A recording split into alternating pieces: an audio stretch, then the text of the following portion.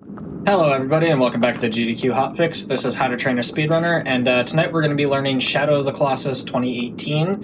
Just before we get into that, just a few quick reminders. If you enjoyed Frost Fatales, on the 26th of March we're going to be having the the Frame Fatales Game of the Month celebration on the Hotfix. Basically, the community has been learning speed games once a month for the past few years, and they're going to be doing a showcase of all those games, so that's going to be pretty awesome. For more information on that, you can go to gamesandquick.com/Frame Fatales for information about Frame Fatales and all the stuff they're going to be doing. Also, if you're over on YouTube watching, feel free to come check us out on twitch.tv/gamesdonequick. We have live content pretty much every day. It starts 7 p.m. Eastern on most weekdays and 1 p.m. Eastern most weekends. With all that said and done, we're here with Ruby Hart. How are you doing today, Ruby? I'm doing amazing. How are you? I'm doing great, thanks. I'm excited to learn this game. Yeah, it's an incredible speedrun. It's my favorite game of all time, which is why I started speedrunning it in the first place. But it is also, out of all of the speedruns that I have come across, but the others I've touched, it is definitely one of the most input heavy and AI manip specific. So I'm excited to be teaching so many of you. Okay, so let's see, where do we even start? So a few things that you need to know basically going into the speedrun before anything else. First thing is just about the different versions. So we are playing the 2018 version, which was originally released for the PS4, but it can be played in 3 different ways. So it can be played on PS4, PS4 Pro, and PS5. The reason that's really significant is because of the frame rate.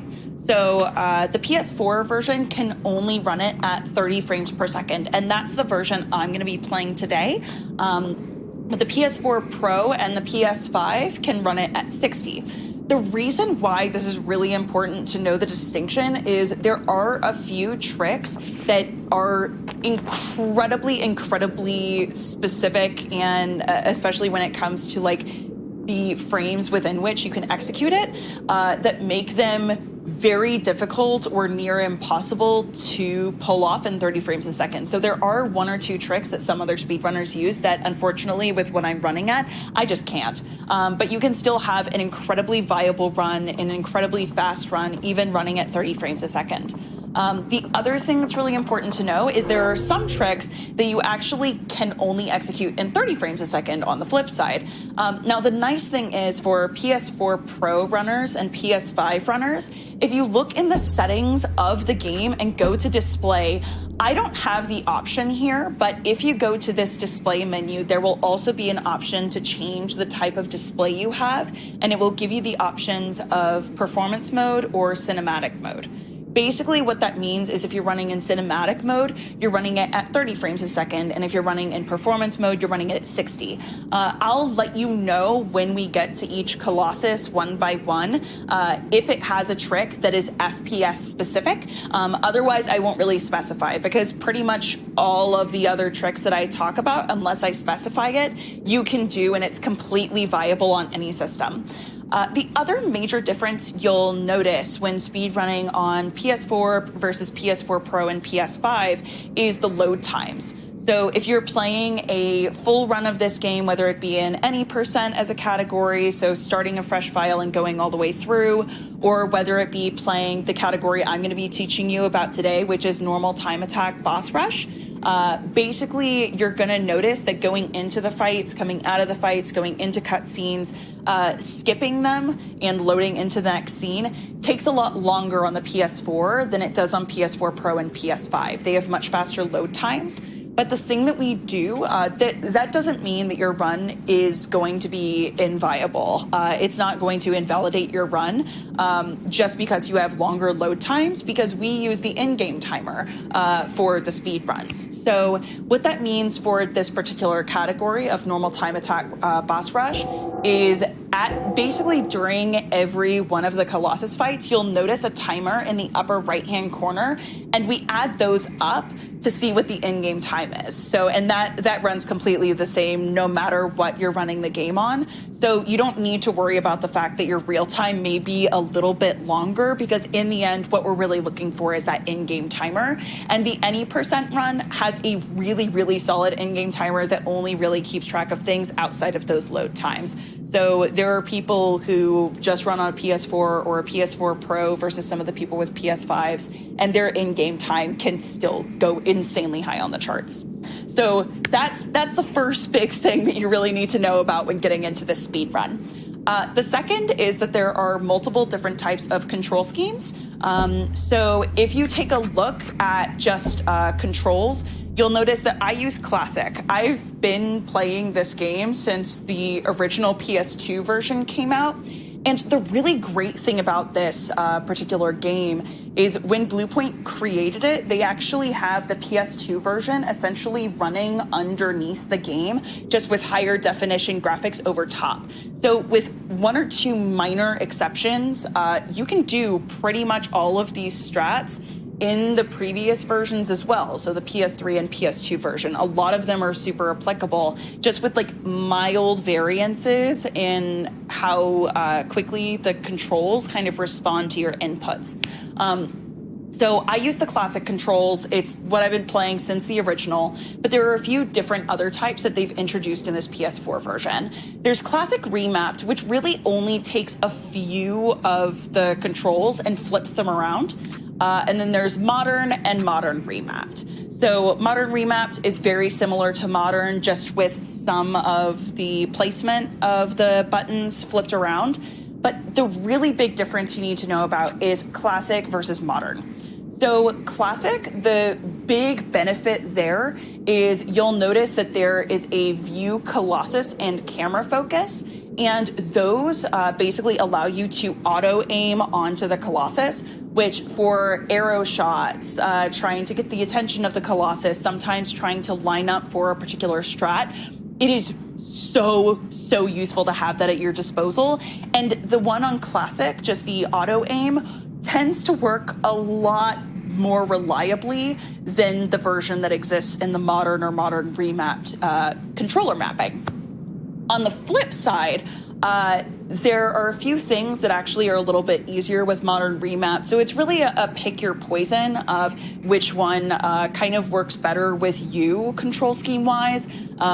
So with modern and modern remaps, the really big benefits you have there are A, for jump stabs, which we're going to go over in a second. You have to hit a lot less buttons in order to execute a jump stab. And then the other thing is that you can do what's called a double roll when it comes to the modern remapped controls. So it's a way to make Wander move a little more quickly that lets him roll on the ground twice in a row. So I know plenty of speedrunners who use modern remapped, who use classic. Some speedrunners even flip between the two. But for the sake of what I'm going to be explaining today, just know that I'll be using classic controls. And final thing that I just want you to be aware of, if you look at the controller below me, you'll be able to see all the inputs that I'm using as I play through this game. And if you're ever confused about why my analog stick that's in control of my camera is pointing in different directions, it's because I use fully inverted controls. When you're playing on the regular PS2 version, it considers normal camera movement to actually be inverted because that's what's typical or was typical at the time for Japanese games. And since I've been playing on those controls since the PS2 version, now that I've moved to this one, if you take a look at my camera, everything is inverted because I play with those same inputs. So those are the really big things I wanted to go over. So just know that no matter what you're using as far as FPS or control scheme, they're all completely viable. They're just a little bit different, and it's about what works best for you. Okay. Moving on. So the next big things that are really important to know are just the fastest ways to move in this game. So one of the big things to keep in mind is the fastest way for Wander to move isn't by just running in a straight line. It's actually by jumping. But the problem is that when Wanderer hits the ground, he does this stumble animation. So there are two ways around that to move much faster while you're on your feet. The first is while you're jumping, if you're mid-air and hit the X button, which for me is whistle or to call for Agro, my horse, that actually cancels that stumble animation. So what you want to do whenever you're moving through this game is either do this or the other way to cancel that animation, which is by switching weapons mid-air. So as long as you hit that weapon switch button or the whistle button while you're midair, it'll cancel that stumble animation. The other really fast ways to move, so you move through the map and through some fights on your horse. And the fastest ways to move are by doing a kickback on her. So usually... Hey, Ruby, yes, just before you it. go any further, looks like the overlay for your controller disconnected. Oh no, hang on. Does that look better? Yep. Perfect. Okay. So went ahead and plugged that in again. Let me know if it gets unplugged again. Thank you.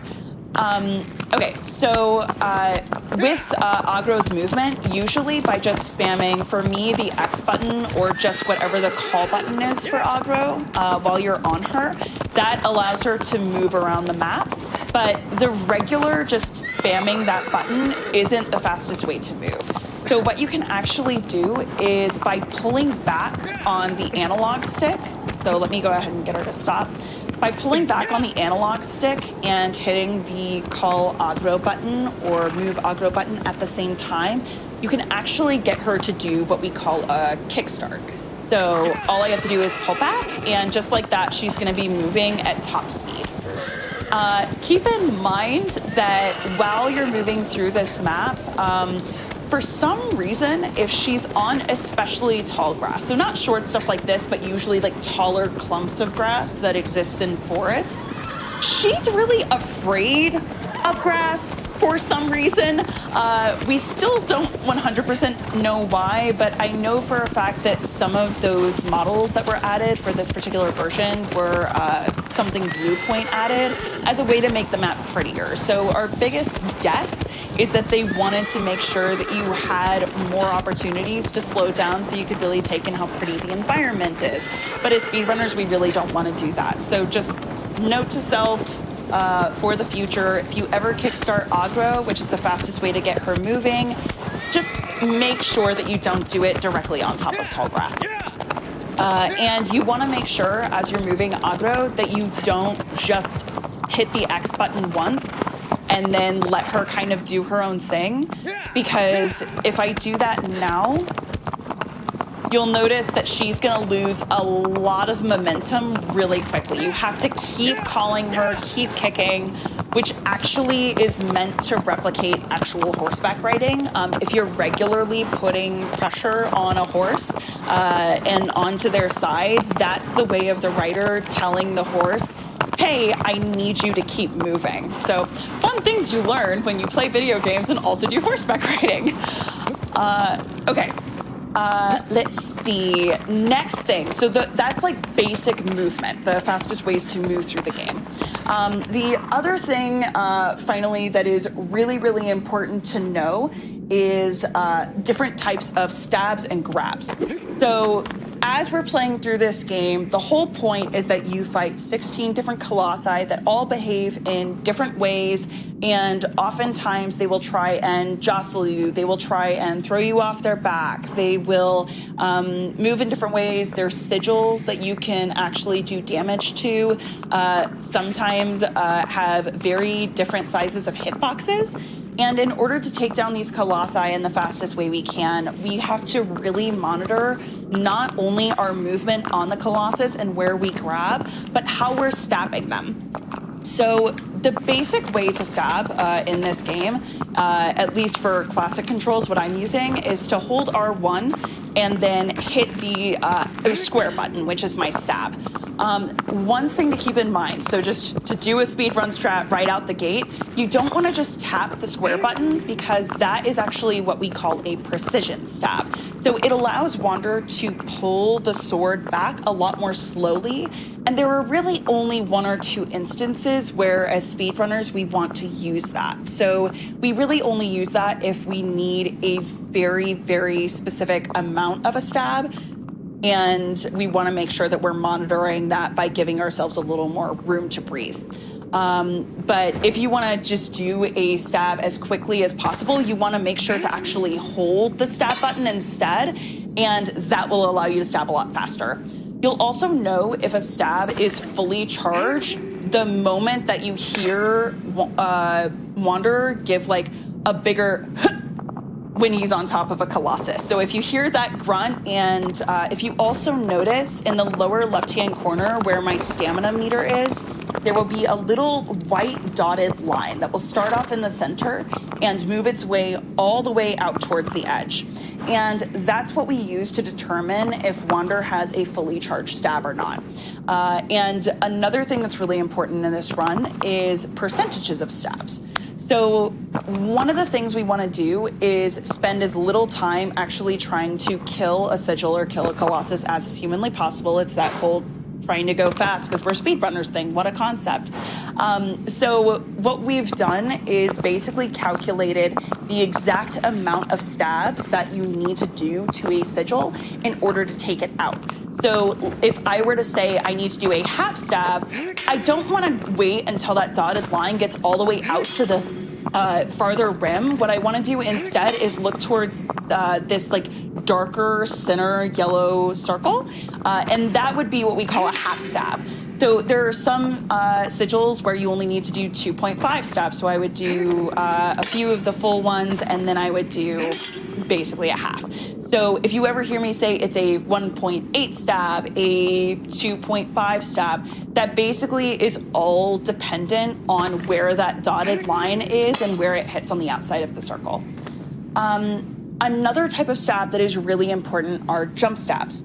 So we use these in the game because they are the most powerful stab, and also because they're the only one that automatically activates the death cutscene at the end of a fight.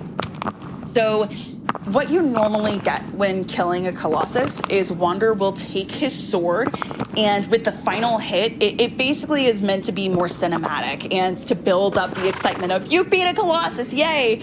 But it will basically cause Wander to bring in his sword in slow motion for that final hit, and the in-game timer is still running. So for the sake of final hits to a lot of the sigils that exist in the game, we actually really don't want to use that extra IGT. So what we'll do instead is if you jump and then hit the grab, so the R1 and the square button at the same time, then that allows you to do a jump stab, and you can use that on sigils for the final hit. Now, if you notice, I keep saying that we only use it for the final hit most of the time, and the reason for that is even though the jump stabs are the most powerful stab that exists in the game, it's also the slowest. The reason for that is there's an animation essentially of Wander like struggling to pull out the blade that takes about 4 or 5 seconds. So we don't want to waste all that extra time with doing jump stabs every single time that we can get a stab in. But by using it for the final stab, it actually automatically takes you into that final cutscene. So unlike the slow motion stab, you're saving that extra in-game time. It's only a few seconds per Colossus, but for the long run, that time really adds up. And since we're really only looking at like seconds between the world record and second place at this point, you want to save as much time really as you can get. Let's see. The final types of stabs, I think, are actually better to explain once I'm actually in a fight. So without further ado, let's get into our first Colossus. So each one of these Colossi, the dev names aren't really extremely detailed. So they're named basic things like beard and bird, but the community has widely accepted nicknames, so the ones that I'm using for them will either be my personal nicknames or they'll be the community accepted nicknames. So Colossus number 1 is Valus.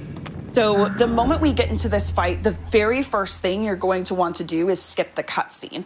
The reason for that is if you don't skip the cutscene immediately, a tree will actually collapse in front of you, which makes your pathing to get up to the Colossus take just a little bit more time since you have to go around it. And on top of that, it will actually cause Valus, the Colossus, to spawn into a different place when the fight starts, and we really don't want that. So we're gonna go ahead and skip the cutscene, and the moment that the fight starts, I'm gonna start running and whistle. The reason for that is we wanna make sure that we get the Colossi's attention. So if you notice, the moment that I whistled, you could hear a grunt come out of Valus. So there are a lot of times where we'll actually utilize the whistles right at the beginning of a fight to get the attention of a Colossus or to make them think we're one place and then secret ourselves away somewhere different. Now, the place that I'm gonna be aiming for as I run up to this Colossus is his ankle. So if you notice, the left ankle has that kind of glowing blue spot, and as we get closer, you'll see red gas. It's almost like blood kind of emanating out of it. And for all of the Colossi, the puzzle with them is really figuring out where these weak spots are and how to mount the Colossus itself. So what we're gonna wanna do is run directly up to that weak spot and try and hit it twice. So the fastest way to do this is once he kind of lands that foot on the ground, I'm gonna do one slash to the very back, loop around and grab onto the side and then do another stab. Now, one thing that's really cool is you can actually move during this cutscene. So the moment that I'm at the front, let me go ahead and hit retry. So the moment I stab the side of the leg that second time, if you pay really close attention, you'll notice that Wander kind of did a swing, and right as he was at the front of that swing from right to left, just before the cutscene activates, that's when I let go. You want to make sure not to let go of the leg immediately, because then if you let go too early, it will actually cause that cutscene to not activate. So you want to make sure that it activates so that you can actually get into the cutscene. But also by letting go right as you're at the front of that jump allows you to more easily move where you need to go. Now, since you can move during that cutscene, as Valus is going down, I'm gonna wanna move down left, and then after a few seconds of running that direction, I can turn and jump towards his face. So let me go ahead and start the fight over so I can show you exactly where that placement is. But make sure to pay attention to kind of where my controller inputs are going, because that's where you're going to be able to see kind of how long I'm holding down left before I turn and go towards his face.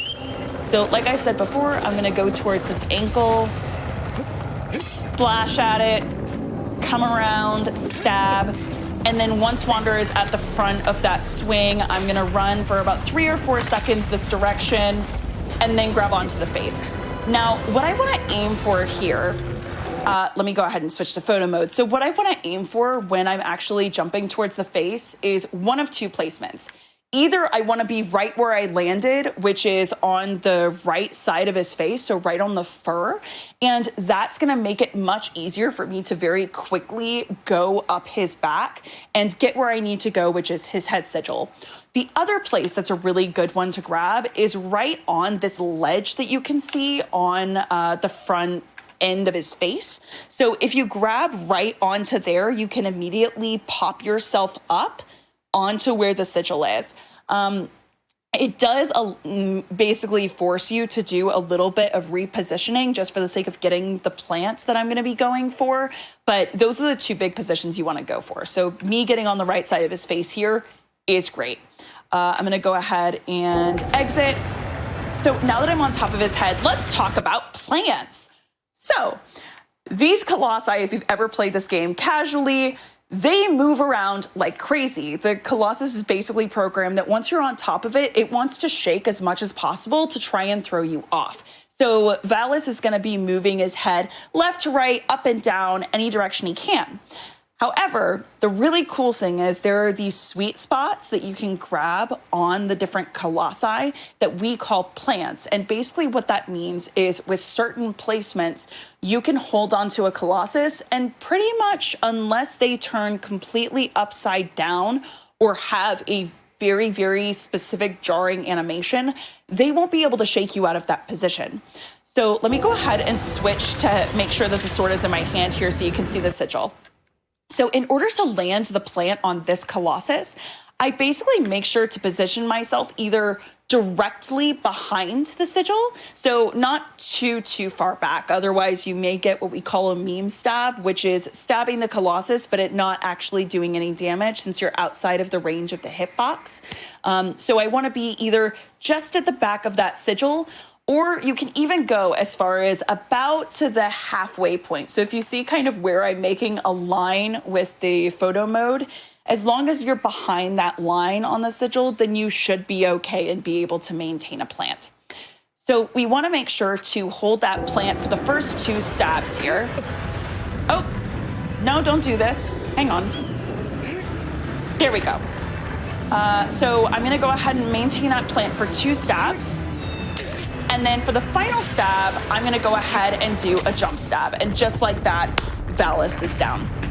So big things to keep in mind: hit the weak spot twice. Make sure that you do that forward swing on the ankle so that you are in the right placement to run forward during the cutscene. Turn and jump on the side of the face, go up, and then you do 2 plant stabs and a jump stab. So here, Church, I know you said you know basically nothing about this speed run, so is there anything you were confused about? Did you have any questions, or did you see any good ones in chat? That actually seemed pretty straightforward. I did, like you said, I've never even played this game, but I feel like I followed that pretty well. Okay. Chat, what about you? Did you follow that well? Yeah, we have plenty of time to work with, so if people have additional questions, comments, concerns, like, please, by all means, hit me with it.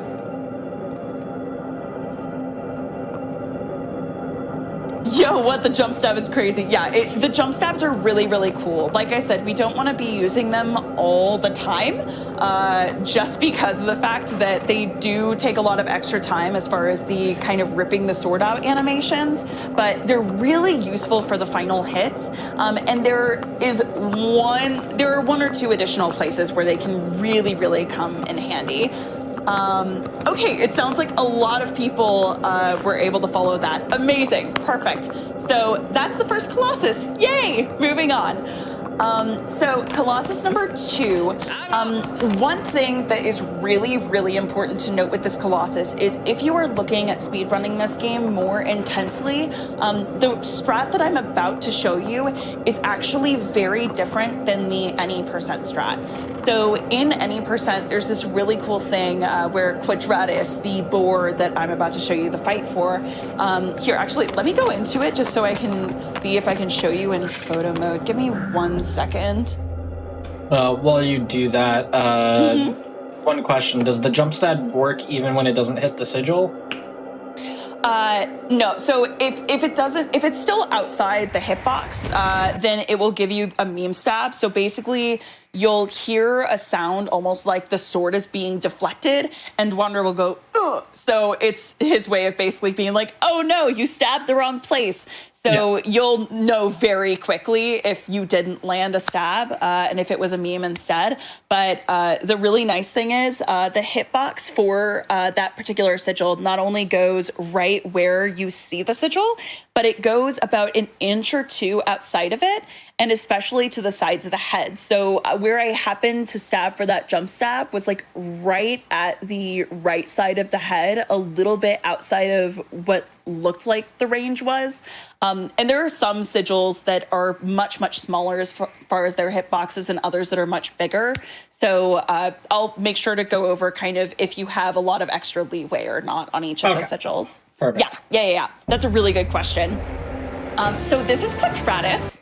So one thing to keep in mind, if you notice that cliffside all the way up there, in the any percent runs, if you have watched this speed run and are like, oh, cool, I'm just going to do this. So The way that we speedrun this in any percent normal is actually by positioning ourselves and running up that cliffside, positioning on the cliff that's above Quadratus, and you can actually get the cutscene that starts the fight to activate while standing on that cliffside and just jump directly onto his back. The problem is, since the designers expected that you would be on the ground for this fight, it actually starts you way, way down here. So in order to speedrun this game in NTA Boss Rush or HTA Boss Rush, the strat is a little bit different. So that's one really big important thing to note. Now, the weak spots for this particular Colossus are going to be on the bottom of his hooves. So you'll notice that they are kind of like greenish yellow and glowing right on the bottoms. So what you're going to want to do is the moment that this fight starts, switch to bow.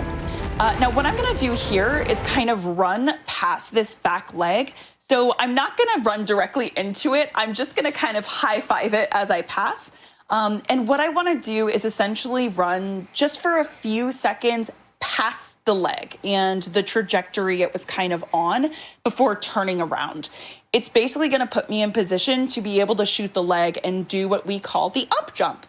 So the ump jump is basically a strat. Let me go ahead and show you. Give me 1 second.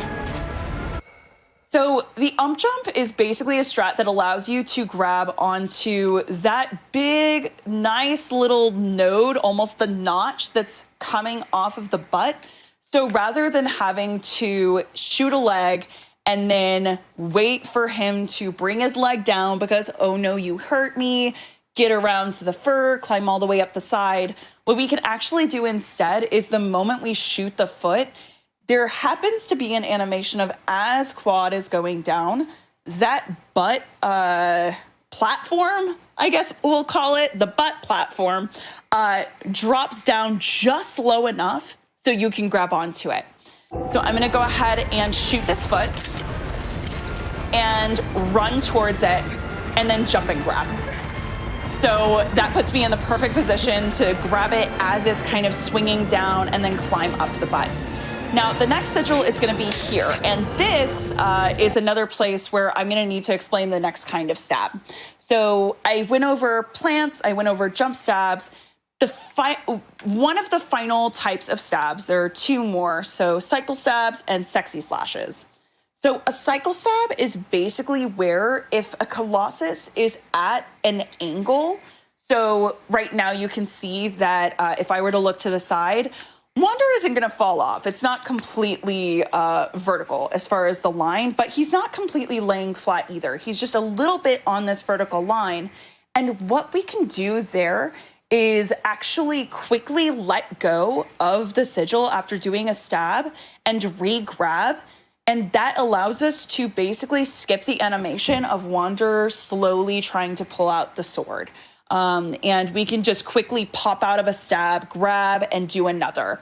So I'm gonna go ahead and do 3 stabs here, and it's gonna be 3 of those cycle stabs. One thing to also keep in mind in order to land those cycle stabs is if you noticed, I was kind of running at the spine in order to land in the right position. If you just grab directly onto the middle or bottom of the sigil, it will actually put you in a plant, which there are a lot of instances where that's really helpful, but this actually isn't one of them. The fastest way is to do the cycle stabs. So if you run towards the spine and then grab, let go, run towards spine, grab, and just do that very quickly, that actually allows you to get in that positioning so you're not quite in a plant and you can quickly pop out of the stabs and do the cycles. So that's basically what a cycle stab is. And once we're done here, I'm gonna go ahead and go left. If you try and run up the right-hand side, it actually doesn't let you grab on for a really long time to the ribs. It just is extremely annoying. So typically running up the left side or directly up the spine is better. Fun fact, if you ever get a shake animation like that as you're running up the Colossus, all you need to do, if you have time, is to quickly pop a stab, and that can be just, it doesn't need to be a fully charged one since you're not actually going for damage, But if he starts doing that shake animation and you quickly hit the stab button while grabbing on, that actually cancels the animation. And that's not just true of this Colossus. There are a few other places where that will come in handy. And as we come across those colossi that are really useful to cancel that animation, I'll let you know. But this is one Colossus that if you see that he's about to shake you, all you need to do is very quickly pop a stab in and you're on your way. Let me see. The next thing that you're going to want to do, so the final sigil that we have to hit on this Colossus is on the head. The problem with it is, unlike the plant of the last Colossus, where you really have quite a bit of range in order to hit the plant and you're pretty much set, this is probably one of the most position-heavy plants. So the only way that you can really hit it, oh God, hang on, I'm trying to figure this out in photo mode. So if you notice that there's this kind of triangle, this stone triangle that's on Quadratus's head, the sigil technically looks like it is just in front of that. However, the hitbox for that sigil goes all the way to where you could almost draw a line from the very front of that triangle and then to the sides. So what you want to do is land directly there and grab on. So as far as foot positioning, usually I like to make sure that my feet are just a little bit behind and then grab on. And this should allow me to maintain a plant. So no matter how much she shakes left and right, she won't be able to move me. And I was able to land that here. So another thing that's really important to keep in mind for landing a plant here, there may be some times where if you're just like a centimeter too far back, usually the first stab, if you try and do it, will actually be a meme stab. So it will seem like one that, even though you stabbed her, doesn't actually register damage. The really, really interesting thing about this Colossus is there are a few of them that their sigil hitbox actually moves underneath the actual model. So even though it looks like Quad's head is over here and the sigil should be directly underneath, it actually kind of moves back and forth below the Colossus. So it's really, really fascinating. Basically, if you ever land where you think you should have a plant and Wander doesn't get shaken out of position, but the first stab is a meme, don't let go. Just hold on and keep stabbing, because most likely that sigil is actually going to move into place as it moves underneath the Colossus. Another thing that I completely forgot to mention earlier that's super important is when it comes to maintaining plants, if you think you're in the wrong position, don't just scooch over there. That actually, anytime that you land and grab and then do a scooch, that automatically knocks you out of the plant. So what you want to do instead is stand up, like let go, and then reposition and regrab. That will allow you to try and get in the position of the plant without you automatically knocking yourself out of it. There are actually a few times where it is really, really helpful to be able to knock yourself out of a plant intentionally, but that's not the case here. So I'm going to go ahead and finish off this Colossus with one final stab since I've got the plant. And just like that, in a minute 10, Quadratus is down. All right, Sarge, any questions from viewer chat? How to do? So, I haven't seen any questions yet. Yeah. I guess I'm sure the case is yes, but if for getting on top of the actual Colossus for this one, the next one, I assume all of them, if you mess up that first cycle, you just redo it? So for a lot of them, we actually have backups. So it depends on the category you're running. Honestly, if you're doing boss rush, a lot of times if you miss getting on the Colossus that way, the easiest thing is just to go ahead and pause and click the option for retrying. Just because it only saves you a few seconds, it puts you right back at the beginning of the fight so that you can do the predictable animations. Okay. But yeah, so when it comes to boss rush, it's usually just easier to hit retry. But there are some of these colossi that I'm actually going to be showing two different ways to fight them, because in any percent, it is so so important to have backup strats, because if you don't land the animations and get it exactly right the first time, there are some of the strats where you really can't execute it the same way after that first cycle. So if you miss it, you need to have something else to work with. So usually, like for that Colossus, for example, if for some reason you miss the bob of that butt platform, then something else we'll do instead is just try and shoot the leg, shoot the foot again, or go around the side since the leg is already going down and climb the fur. Let me go ahead and actually show really quick that, because that's a really good point. There are some quicker ways to like climb and jump as you're on a Colossus. So let me go ahead and show you that, just because for other Colossi in the future, it's actually really helpful. And it looks like your controller disconnected again. Ah, come on. Thank you for letting me know. Yeah, no this problem. wire doesn't like to stay in here all the time, but we're going to do our best. Okay. So let me see. So like I did before, I'm going to immediately switch to the bow. I'm going to go past the leg. Once I'm in position, I'm going to shoot. But let's say that I'm like too far back and I don't quite get to the button time. Oh no! So since the leg has already fallen and done the natural animation, what you can do instead is grab onto the fur here. And the great thing is if you hold the triangle button and then let go, and don't grab on immediately. So usually the way that you normally climb in this game is just kind of by holding on and holding whatever direction it is you want to go. If you actually jump and basically let Wander stay mid-air for a while before finally hitting the grab button again, that allows you to climb so much faster. So whenever you're climbing these Colossi, if you're on just a long stretch of fur, doing these longer jumps and then waiting until you can see Wander starting to fall back down to hit the grab button again is really useful.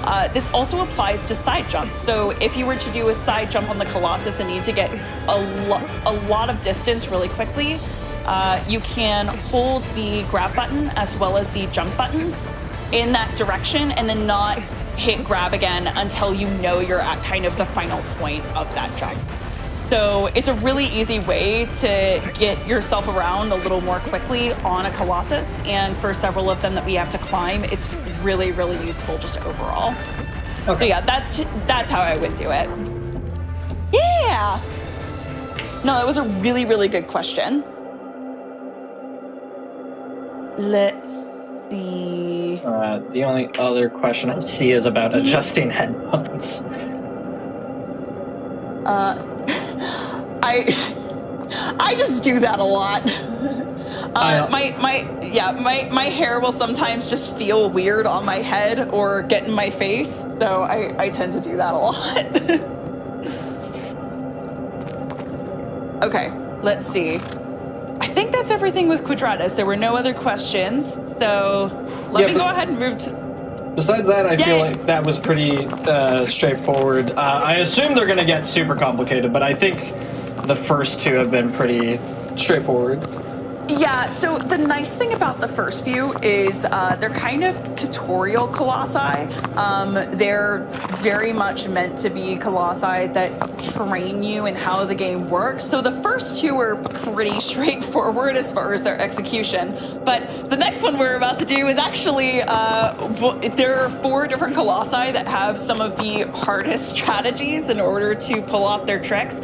So I'm going to go ahead and teach you 2 versions of how to beat this Colossus. One is the fastest way to do it, just point blank, but so much of it is about feel, and every single speedrunner I've talked to has a slight variation on it and does a lot of it by muscle memory and feel. So I'm going to explain the way that I do it the best I can, but know that if you go to other speedrunners who talk about doing this strat, they may explain slight variations that work really well for them. So I'm going to give you just kind of the language and tools at your disposal to use as a jumping off point, and then from there it's kind of about your own experimentation. Okay. And Yeah, and then the other version, so a lot of us in the community actually will do races of this game together, which is honestly my favorite way to run it, is by racing others in no reset runs.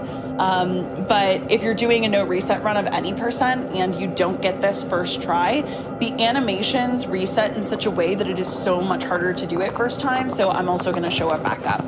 And this is also going to require me like hitting retry a few times just to really show positioning. So Gaius, this is the third Colossus, my beautiful warrior. The way that this fight typically functions is he has a sword affixed to his arm. So let me go ahead and show you that's what the Colossus looks like. Yay, that's Gaius. So he has a sword affixed to his arm, and the way the game expects you to beat this fight is by using that slate, the circular stone ring in the middle of the arena, in order to get him to smack it with his sword. And since his armor is extremely frail and brittle, you can actually cause a lot of his armor to break, including the arm guard that you can see on his left arm. So that basically allows you to climb up faster, but both of the speedrun strats I'm going to be showing you completely alleviate that step. So it makes it so you can get Gaius into perfect position and get onto the Colossus without ever having to worry about breaking that arm guard. So what I'm going to do is immediately switch to the bow. And I typically run forward up until, if you notice that this particular area, there's a lot of grass all around me going back to where the fight starts me.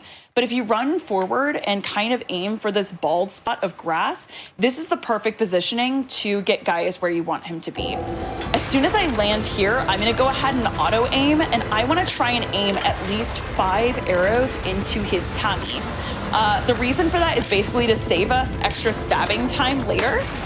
And once I land some arrows, I'm gonna stand right here in this pit that he kind of creates, this crater of dust.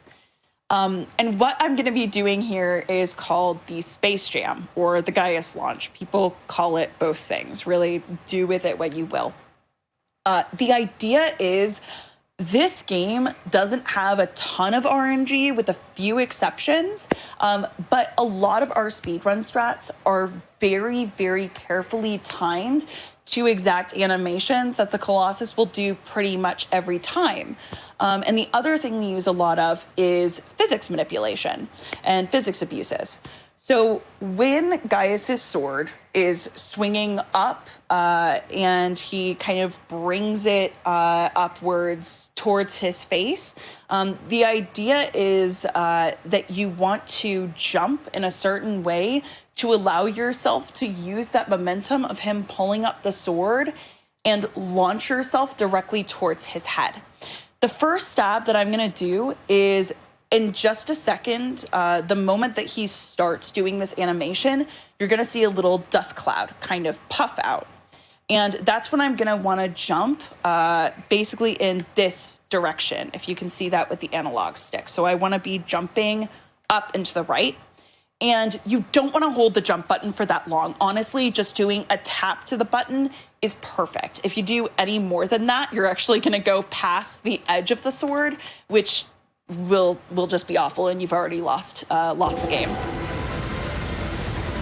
So I do that first jump. The second jump that I'm going to want to do is actually going to be to the left and ever so slightly up. So not a full up left. Instead, what I want to be doing is, if you're looking at the controller, almost that angle. So mostly left, a little bit up as a treat. So that's the direction you're going to want to be holding it. And you want to hold the jump for what I would essentially call a half jump. So you want to be holding it for maybe like a half a second. And you'll notice that Wander doesn't fly up quite as high as he usually does. Once you really get a feel for the game, you'll be able to tell what a half jump is versus a tap jump versus a full jump. But you don't want to be holding it to the point where he gets a lot of airtime, just like a little bit, and you're good. So the problem is I need to hit retry as I'm showing all these positions, but let me go ahead and try and get it back to that point. Give me just 1 second.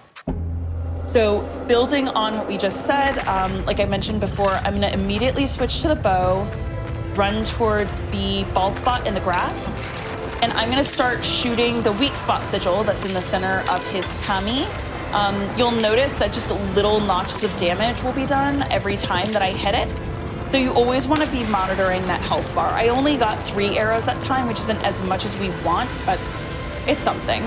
Then I'm gonna jump upright to the left. Oh, that was... This is one of those games done quick that's never happened before moments, because I really didn't hold the jump that far, but I've never seen him get flung that high on the second one. Oh God.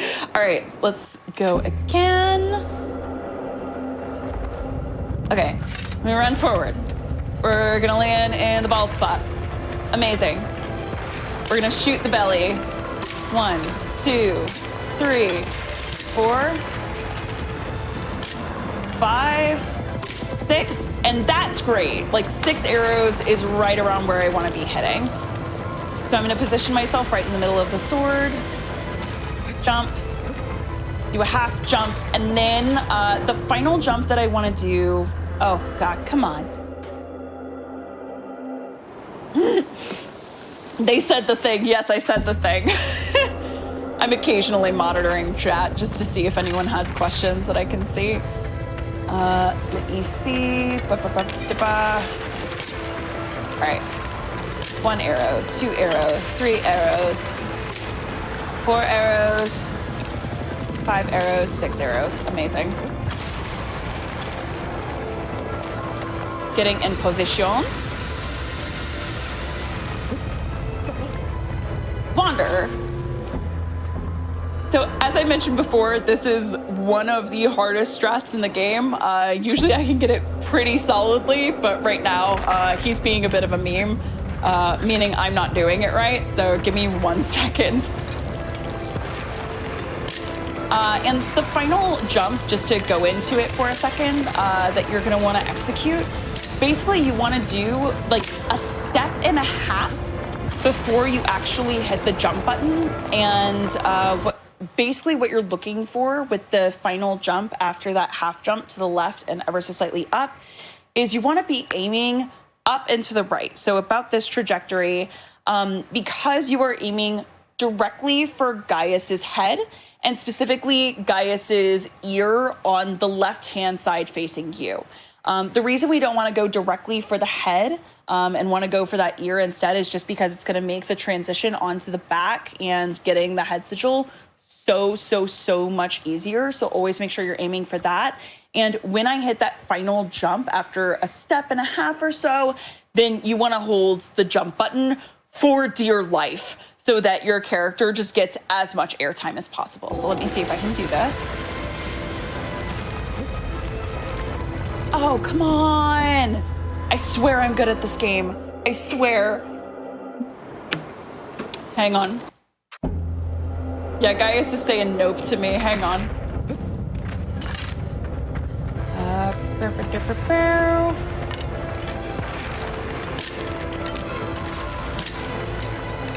1, 2, 3. Come on.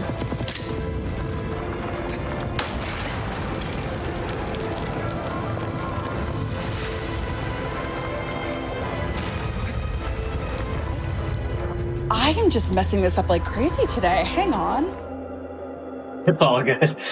This looks incredibly difficult.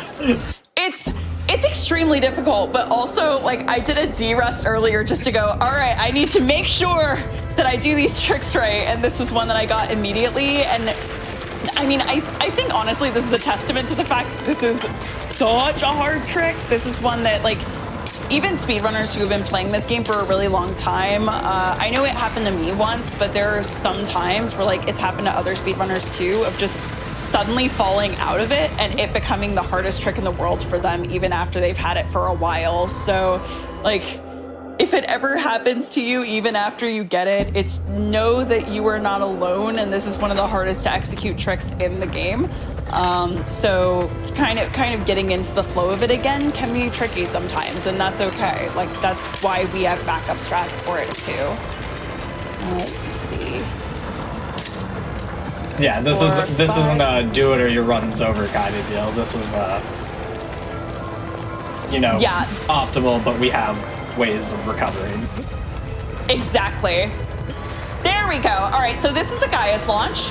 Amazing. So that's what it looks like. It's a real cool trick, right? Look, first try, easy game for babies. So, so this is the most optimal way to do this fight. And I aimed for that left ear, made sure to aim myself towards the head. And after taking about a step and a half towards him, once I got the first few steps in the right alignment, then you just hold the jump button for dear life. And when you're close to the ear, grab on. So what you want to do next is keep holding on, and as Gaius kind of leans back, that's when you're going to let go so you can land on the back of the neck, and then you're going to chill for a second. The reason we do that is Gaius is going to do this kind of I whip my head back and forth animation of just trying to shake you and going, I don't like it when humans are on me. So we typically hang out just like kind of on his neck or on his shoulders, because the moment that he starts the animation of raising that head up again, it actually allows you to almost perfectly get in position for the plant on his head. This one is so finicky. If you are ever so slightly too far forward, ever so slightly too far to the right, ever so slightly too far to the left, then you will get meme stabs or you will get shaken out regularly. This is one of the sigils that, unlike some others, that like allow you a little bit of leeway. If you go to the very back of the sigil and maybe a single inch behind, then you can hit the sigil. Literally anywhere else outside of its range will not register the damage. So I'm gonna wait for Gaius to finish shaking his head, and then as he starts lifting, I'm gonna aim to grab right like towards the back of the head sigil. And let's see. Oh, and even that I missed.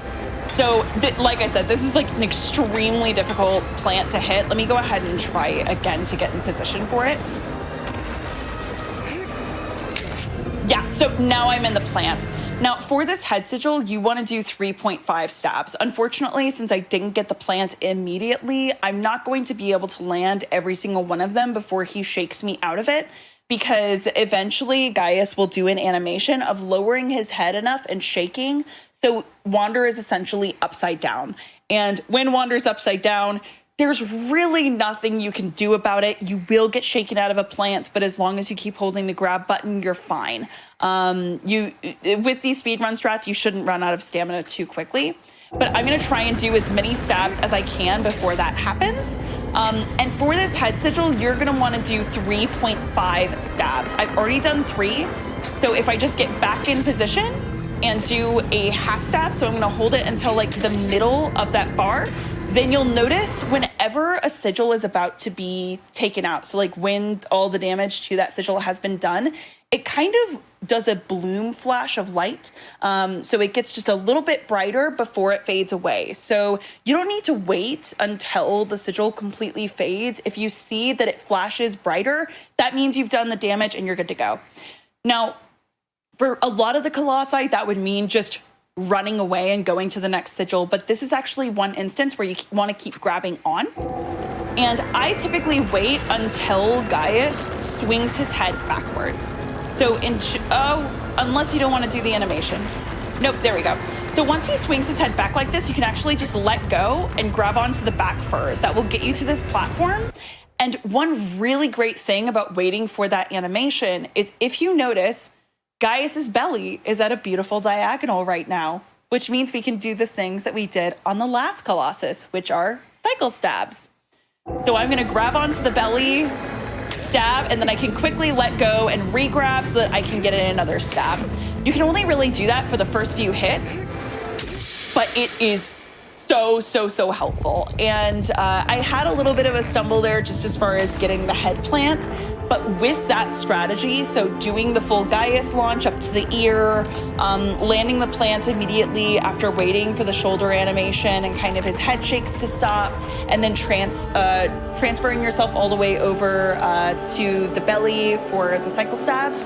If you do all of those things correctly, you can get it down to about a 1:16 fight. So this added on about 30 seconds. So you can still get it to a really highly optimized place. The average times that I've seen usually are around 1:17 or 1:18, but you can get it down even to a 1:16, 1:15, just depending. So that's like the main strategy that we use when it comes to this game. And I really cannot stress this enough. If you don't get Gaius launch immediately, that's okay. This strategy, I was speedrunning it for several months with using a backup strat and having a bunch of the other speedrun strats under my belt before I was able to execute that, because so much of it is by feel and it's incredibly specific timing with that with the jumps on the sword. But once you get it under your belt, it becomes easier and easier, because by then you start to get it in your muscle memory. So, like I said, if you don't get it immediately, that's okay. Now, let's say either you don't have this strategy under your belt yet, but you still really want to speedrun this game, or you're doing an any percent run and something goes awry. So like you try and go for the launch and you miss it. All hope is not lost, because a lot of times when we're doing races, we want to make sure that we have recoveries under our belt. So backup strats that pretty much no matter what, as long as you know the game relatively well, you can get them to work. So let me go ahead and show you another version of this fight that's just a little bit longer, but it's really, really friendly for beginners. So what I'm going to do, go for it. Controller. Oh, thank you. Let's see. Okay.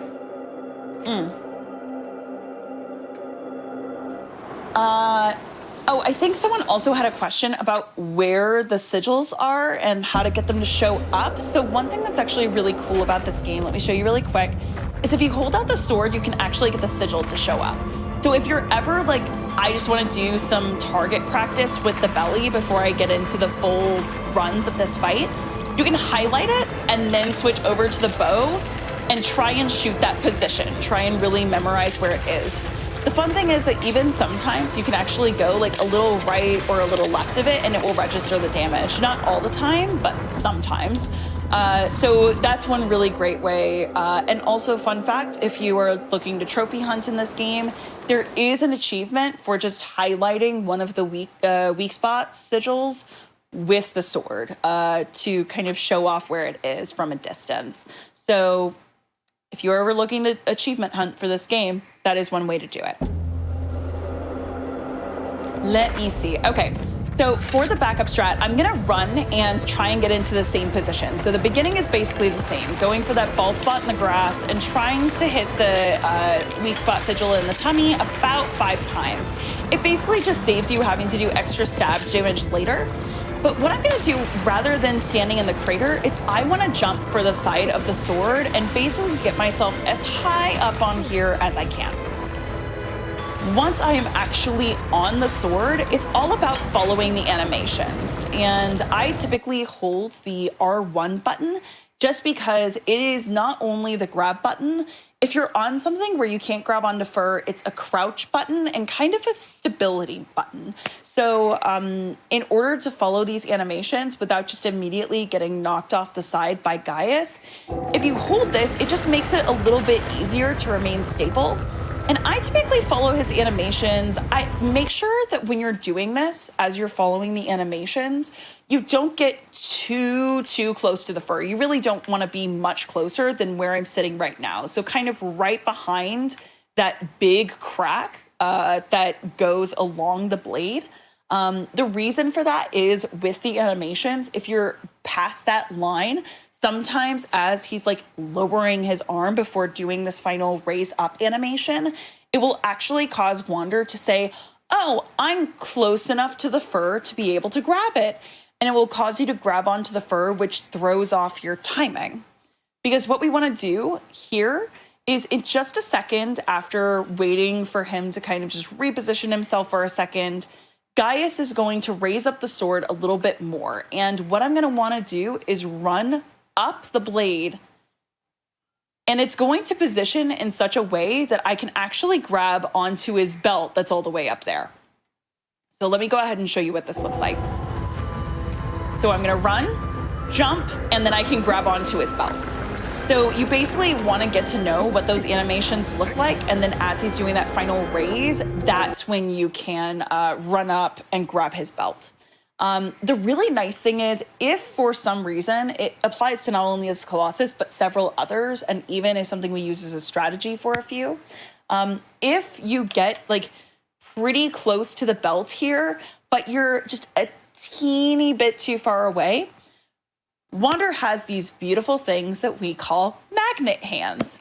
So essentially, if Wander is like very close to a ledge that he should be able to grab onto, but hasn't quite made it all the way there, the game will sometimes just go,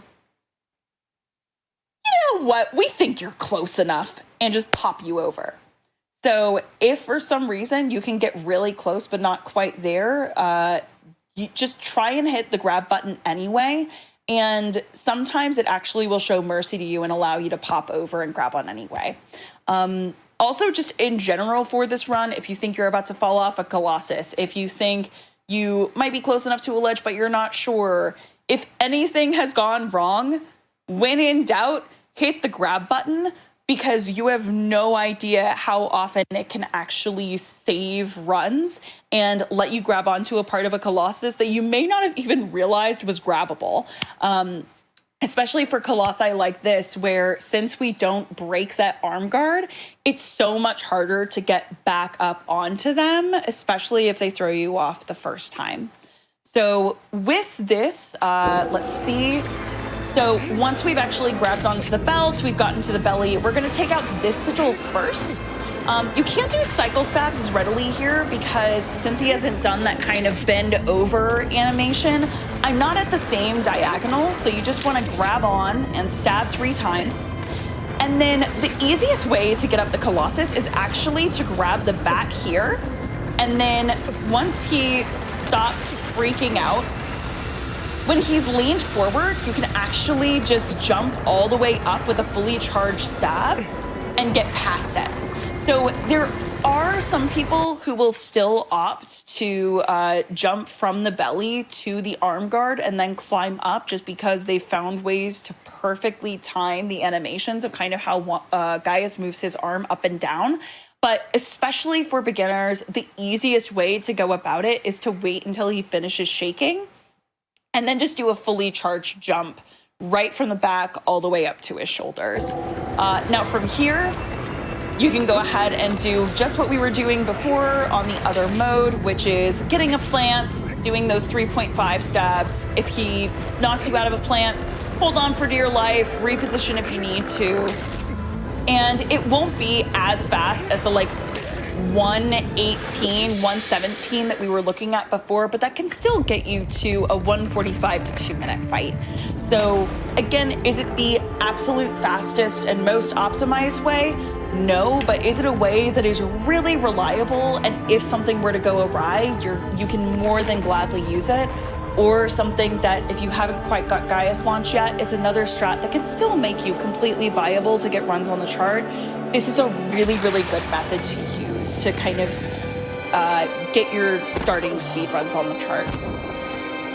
All right, let's see. Are there, Sarge, did you have any questions? Did chat have any questions? Well, you answered the one question that I was going to ask from chat. I don't believe I've seen any others, and the backup strats seem pretty straightforward. The other one seemed mostly straightforward, except that it looks really hard. Yeah, it's honestly everything else about it. So like getting the plants, getting the stomach, that's all pretty straightforward. It's just actually landing the launch, because not only do you need to be in the right place in that crater and jump at the right time for like as that puff cloud of smoke or of dust is kind of going in the air, but so much of it is about the exact positioning of the jumps on the sword and then holding on for dear life. So yeah, it takes some time. Yeah, that's just going to be a lot of playing around with it and actually testing it out instead of clarifying things, I feel like, because it looked pretty straightforward. Yeah, 100%, 100%. Okay, let's see. Do you think that before we take the hour break, we have time for one more? I was going to ask if we wanted to break now. Yep, that's perfect. Let's go ahead and break now, and then when we come back, we can work on Colossus number 4. Perfect, sounds good. So we're going to take a quick break. It's just kind of like a wellness break, so everybody can get up, get some water, stretch, anything you need to do. Just that you're not sitting at a computer for hours on end. Just a quick reminder before we go to break. Your subs, gift subs, and prime subs and bits all help support the weekly hotfix content. So if you like this show, any of the first step from earlier on, any of our other weekly shows, please do consider subscribing or cheering. It really helps us with the content, and it will allow us to keep creating this kind of content for you all. And if you have any ideas for your own show or one-off events, you can feel free to go to gamesquick.com/hotfix to submit your own ideas. We'll be back in just a few minutes for Colossus number 4. Hello everybody, welcome back to the GameStone Quick Hotfix. This is How to Train a Speedrunner, and we are doing Shadow of the Colossus 2018 today, and we are all ready for the 4th Colossus, I believe, right, Ruby? Yeah, so this is actually one of my favorites, so I'm extremely pumped. So this Colossus is Phaedra. I affectionately call her Baedra, but how do I put this? This Colossus, I've heard described as a horse, alpaca, llama, dragon, giraffe. I've heard so many different animals being used. Spider was even one that I've heard. People compare this to a million different animals. At this point, I just tell people, call it what you will. I usually call her my beautiful horsey girl, but I also understand that a lot of people have different opinions on what she is. Yes, as Soulmass is saying in chat, dear horse. For a second, I thought you were saying it was all of those combined. I was like, wow. Okay, let me go in the fight just so you can see, because now I'm legitimately curious what you think it is, since you've never played this before. So I'm just gonna let the opening cutscene play, and Sarge, you tell me what you think it is. Okay, right off the bat, this kind of makes me think it's like an iguana, but now that's got like crab legs, I want to say. Iguana? Okay, I've never heard that before. And crab legs, okay. Now it just kind of, it looks like okay, so now that I see it, it's a horse with weird legs, I feel like. Okay, yeah, and that's how I always felt about it, but like I've heard people compare the legs. I've never heard crab before, so that's really interesting. But the person who said spider, it was because of the fact that the legs were so thin and spindly. But yeah, I've heard a million different comparisons, because it has the super long neck of like giraffe or deer, or llama. So it's just but then also in apparently Japanese folklore, there are some dragons that actually look very similar to this. But okay. So this Colossus is one that the timing in the front end is so much more important than the timing on the back end. Back end is actually a lot simpler, but basically what you're going to want to do is the moment the fight starts, you want to skip the cutscene and then get to aggro as quickly as possible. Now, what you're going to want to do is, if you notice that she's kind of stepping forward, you want to start on aggro, like getting her moving as quickly as you can. However, unlike a lot of other places in the game where when you're on aggro, you want to do a kickstart just to get her moving at top speed, you actually don't want to do that here. So in order to get the timing really solid for the jump that I'm about to show you, you basically want to just spam the move aggro button. So I'm going to start spamming that, and I'm going to run up this left side of her. Now, as I'm about halfway, so I'm not quite there yet, but as I'm halfway between these two legs, I want to go ahead and jump. And there are a few instances in the game where we'll use this, and here's why. So there are some ledges that are just out of Wander's reach that you really want to make sure that you can get access to. And the nice thing is, since the designers wanted this Colossus to look like really nice, but they never expected you to be able to grab onto its legs, they kind of just built ledges there anyway. But the great thing that we can abuse as speedrunners is the fact that those ledges exist. So when you hit the jump button while you're riding on aggro, it basically causes you to launch off of her. And since aggro is higher set off of the ground, it allows you to reach higher places than you normally would be able to. As far as the momentum, think of it like a car. You, when you're riding, whether it be in the driver's seat or passenger seat, as a car is moving at 60 miles an hour, your body is also moving at 60 miles an hour. So what we can do is launch ourselves forward and off of the horse, and Wander will maintain that same momentum moving forward. So I'm gonna go ahead and let me see, since I had to do the photo mode to kind of try and show what I was aiming for, didn't quite have the timing. So let me go ahead back into this.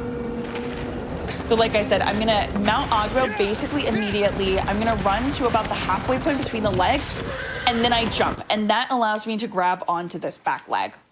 The next thing you're gonna wanna do is essentially, I wanna go about a scooch and a half to the left, so that if you notice looks like this your area, controller disconnected. Thank you very much. So if you take a look at where it goes from being kind of a darker orange to the left, where it becomes this patch of like a dark white, just an off-white, that's kind of the positioning that we want to be aiming for. So if you look at the upper left corner of where the box is for photo mode right now, this area is kind of what we want to be aiming for. So like right around here. So I'm gonna go ahead and scooch over there. And once I'm here, I'm gonna go ahead, let me see. I'm gonna go ahead and hop up, and I'm gonna go ahead as soon as Wander is able to and run up and ever so slightly to the right, because I wanna aim for the right side of this next ledge in order to climb up further. So let me go ahead and do, oh, Wander, why are you switching weapons on me? Let me go ahead and try this. Look, give me 1 sec. So like I said, I'm gonna hop up here. I'm gonna, Wander. Okay, let's try this one more time. The one thing with like explaining this as I'm trying to also do it and go in and out of photo mode is everything in this is so timing and input specific that sometimes it just won't happen. That's part of the reason why I was like, for this, it's gonna make a lot more sense for me to do NTA rather than any percent. But I'm gonna go ahead, like I said before, launch towards the leg. Let me go ahead and try and actually get this timing. So I'm gonna jump up here, run and jump to the right side, and there we go, I was able to grab. And now once I'm here, I want to basically aim for this right ladder. The way the game expects you to beat this fight is by using a series. If you actually look all the way over there, there's a series of like bunkers and tunnels, and you're normally supposed to trick the Colossus into thinking you're in one place when you're actually another to get her to kind of lower herself and investigate. And once this ladder lowers to the ground, then you can climb up. We basically skip all of those steps. So once we're here, I'm gonna go ahead and launch myself towards that back ladder, and already we're on her butt. Now, typically here for her back, I do about 2.5 to 3 long jumps, and then I can start running up her back, all the way to get to this weak spot. Now, for this weak spot, you wanna do about a half stab, and then just a tap. And that is gonna cause her to lower her neck. As soon as she does that, then it's actually really simple from this point. You wanna go ahead and land a plant, And plants are so ridiculously easy to land on this Colossus. Unlike a lot of the others, pretty much as long as you aren't directly on the far edges or too far back towards her neck, then you can land a plant really solidly. If for some reason you see yourself shaking, if you just let go, move like an inch and re-grab, you should be able to land in a plant no problem. And the reason you don't want to be too far back is with the way that this stone moves as her head ever so slightly raises and lowers, it can actually knock you out of place in a hit wanders model. So you want to make sure that you're not too far back, usually just being like right in the center of the head towards like the back middle of the sigil, and you should be fine.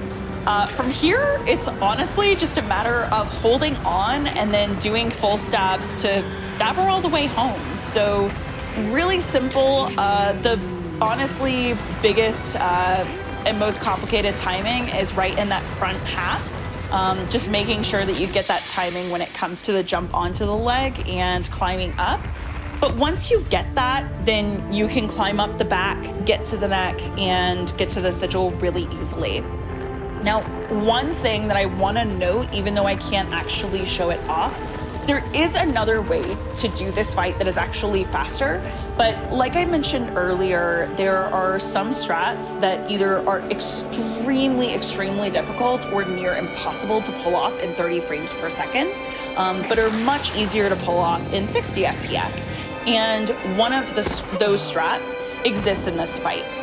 So there are certain places in this game, which I'll be able to show you a few of them that actually do work in 30 FPS later on, where if you're holding on to something and do a side launch, so basically hit the jump button and hold to the left at the same time, for some reason, if the Colossus has a bunch of built up momentum that it's storing, it will launch you in ridiculous directions if you release them at the right time.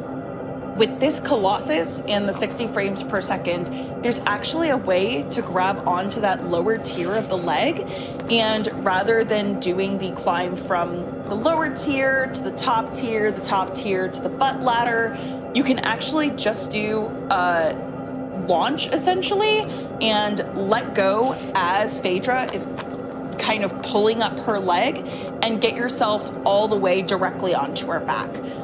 Again, unfortunately, that's not something that I can show you here right now, just because I don't play the game in 60 frames a second. But I'm one of those people who's trying to hunt for a PS5 if I can ever find one, because of all the sellouts and things like that. So then I'd be able to show it off. But I would highly recommend a few of the speedrunners that have made tutorials on this or who have done it in a bunch of their runs are Tic Tac and Inception, both of whom, one of whom is a current world record holder and the other of whom is a previous world record holder for this game.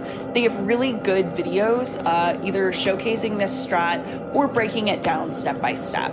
And that actually goes for a lot of the strats for this game. The Team Eco Speedruns community has a whole Discord channel that is specifically dedicated to beginner help. So help guides, text documents, YouTube videos that really break down a lot of things, some of which I'm not showcasing here, step by step, so you can get into the game at whatever skill level you're comfortable with. Let me see. How much different is the remake from the remaster? Invader, that is a really, really good question. I love your gamer tag. I just realized that's an Invader Zim reference. That's a really good question.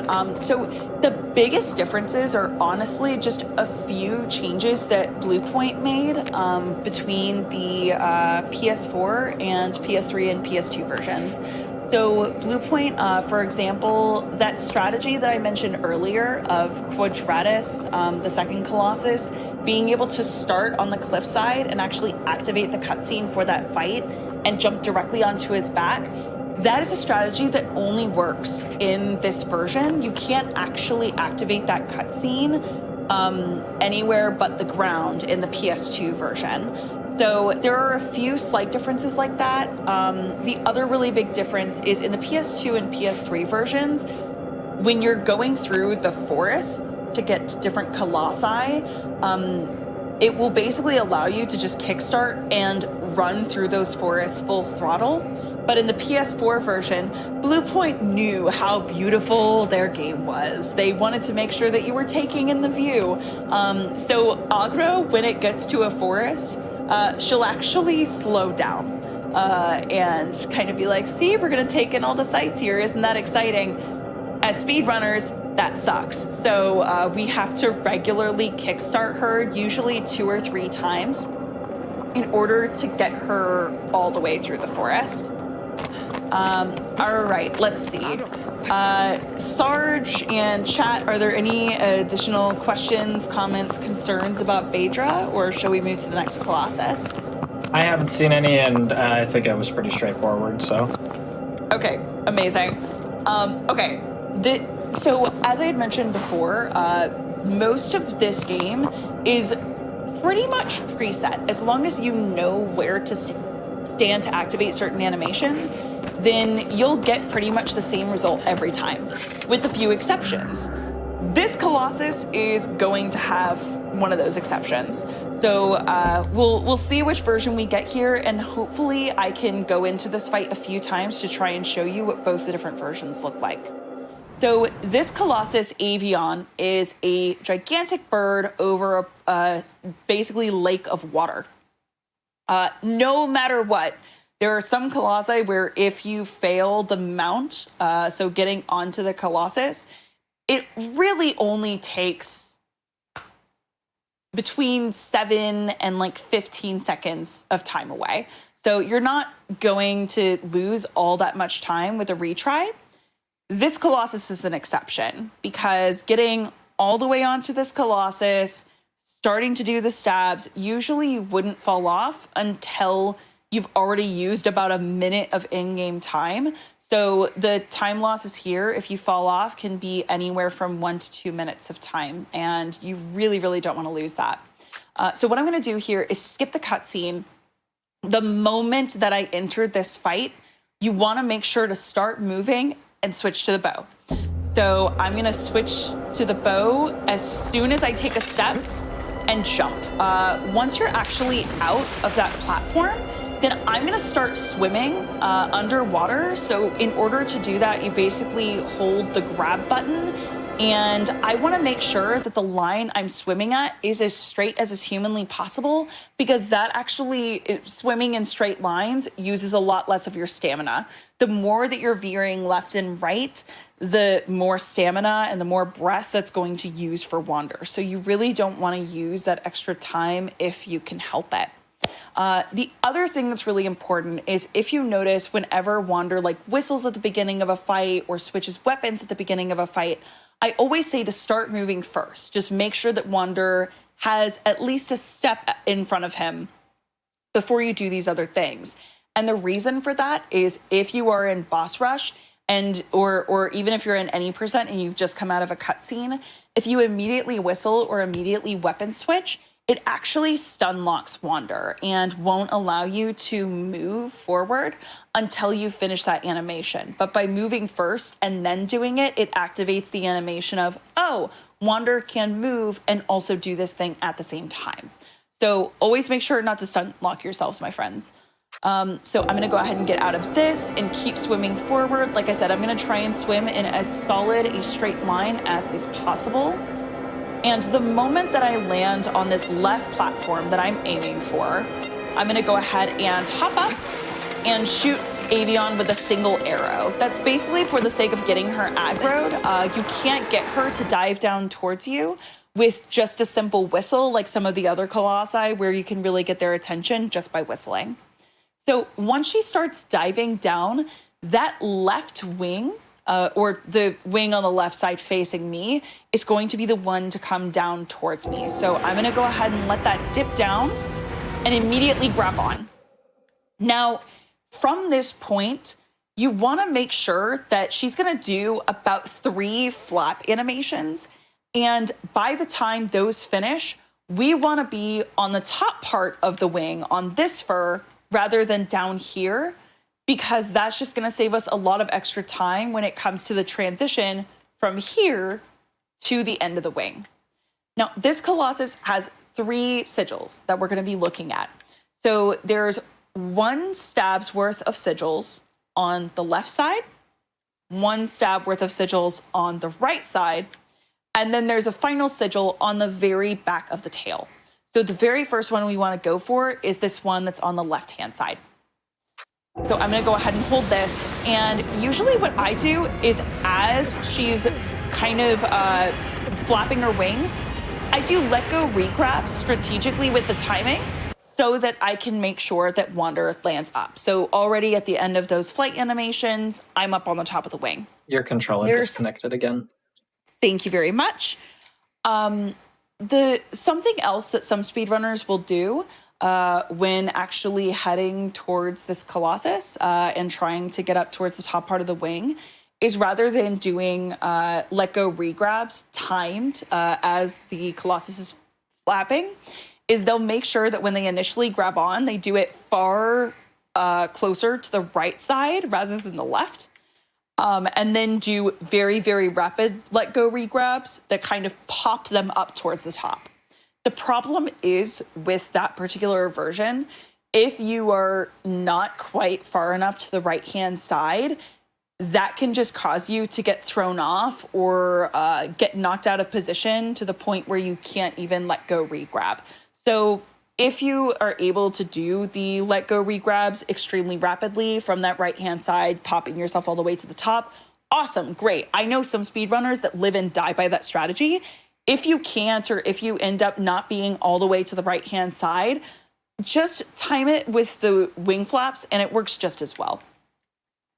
Okay, so from this point, there's a little bit of RNG. So one of 2 things could happen. Either we could get what just happened, which is ideal. This is great. So when you get on top of Avion, either her right wing, or it was the left wing, now with her alignment, basically we're headed towards the right wing, either it will go up or it will go down. So we call them up wing and down wing.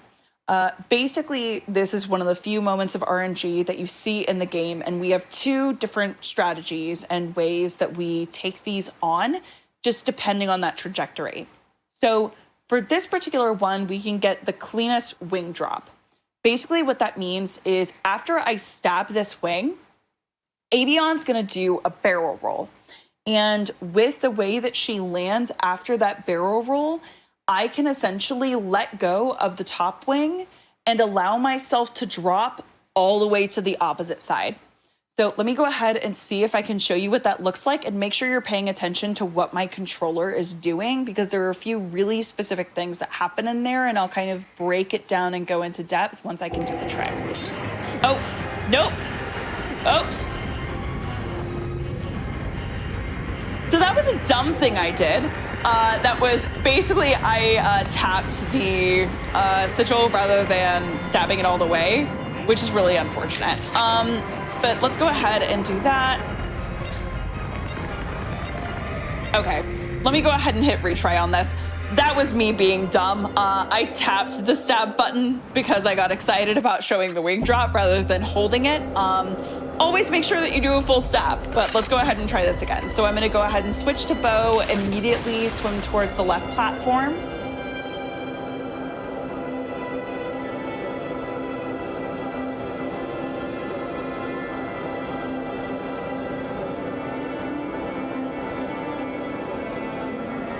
I'm swimming in that straight line so that I don't use too much stamina, and I can do it kind of all in one go. As soon as I land on top of here, then I'm gonna go ahead and shoot the Colossus. And once I'm on this middle platform and she dips down, I'm gonna climb up. Like I said before, I kind of time my let go regrabs with these animations that she does. That way I swing myself all the way up to the top. And let's go ahead and see what she gives me, if she gives me an up wing or a down wing here. Yep, so she gave me that up wing. I'm gonna do a full stab. And as she turns around, what I'm looking for is for her wing to hit this position. And then I can drop all the way to the opposite side. So basically what I was doing there is as Avion turns over, you'll notice that after the barrel roll, she will bring one of the wings and do this so that it curves just a little bit outwards. And once it reaches the very edge of that animation of the wing curving out, then you know with complete certainty that the positioning of the wings puts her opposite side directly underneath you. So what I typically do is, in order to make sure that I land in the right place and I don't hit that kind of spine that she has in the center of the back, you can actually hit it really easily. You want to make sure by all costs to try and avoid that. But once you're on these wings, if you hold on your joystick down and a little bit to the right, that will allow you to make sure that Wander is falling at the right trajectory and you can get on the opposite wing. Now, if you want to be a little bit safer, you can grab on a little bit sooner, kind of like I did, so that you land on the fur that's a little bit closer to the opposite side of the spine. But if you want to be risky, if you want to save that extra half second, then the other thing you could do is wait just a little bit longer to hit the grab button. And if you position that trajectory, so the drop exactly right, you can actually land all the way on this opposite side and immediately be on the sigil. It's really up to your comfort level. Now, one thing I really want to highlight here is whenever I'm stabbing on the wing, I always make sure to do a scooch first that intentionally knocks me out of a plant. The reason that is so important is usually, as I've mentioned on other colossi, a plant is really good. It makes sure that no matter what, you won't be shaken out of position. However, with this particular colossus, if you remember, I said a while back that if you go completely upside down, it can knock Wander out of a plant. Sometimes, if there is fur very close by that he could grab onto, and it's at a good angle, then Wander can re-grab by you continuing to hold the grab button. However, for this particular Colossus, if you have a plant and she's doing a barrel roll and knocks you out of the plant, it won't allow you to grab anywhere else on the fur because it's all just directly next to each other, rather than Wander being able to kind of swing over and will just drop you directly into the drink. So in order to make sure that you're not losing that time and to make sure that you don't have to reset, the easiest way to do this is honestly just to intentionally knock yourself out of a plant by doing a quick little scooch and then stabbing. As soon as I'm done with that, once Avion reaches about the point where she's, I want to say 3/4 of the way through this second barrel roll after you hit this sigil, you can actually allow yourself to run and drop off of this second tier of the wing and land all the way back on her tail. So let me see if I can show you what, oh, no, wasn't able to quite show you what that looked like because I'm switching to photo mode. Let me see if I can do that again in a second. Let me see. The nice thing is I was able to grab onto the tail, which is really good.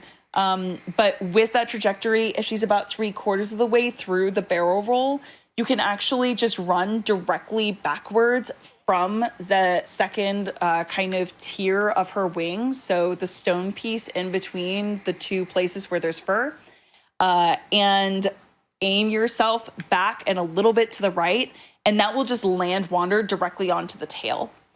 From here, I'll go ahead and do a jump stab. Let me see, boop. And for this back sigil, you only need to do 2.5 stabs. So I'll do one there, and then I'm holding on just because she was moving, and then I'll do another stab. You can do a jump stab on here actually pretty easily to finish, as long as you don't go too far right or too far left. And if you noticed, I wasn't anywhere near the sigil when I stabbed it that final time, or the first few times. And the reason for that is, you know how I mentioned earlier that some sigils, the hitbox is a lot more narrow. It's a lot closer in towards where you can see it glowing from. And there are others that are much bigger. This is the biggest hitbox for a sigil in the game, and it basically spans the entire back third of the tail. So as long as you're on that back third, you can do damage. So usually the reason that I do a jump stab is just because it's a much faster way to get yourself all the way down the tail, do a half stab and another jump stab. I'm gonna go ahead and go back into this fight a few times because I was able to show you what the upwing looks like as far as the wing drop strat, but it's pretty different when it comes to what the downwing looks like.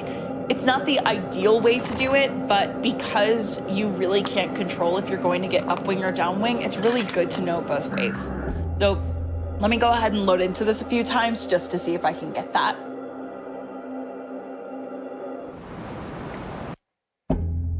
Oh, nope. All right, let's see. We switch to boat. We go in the water. We swim in straight line. Yay, good, off to a good start.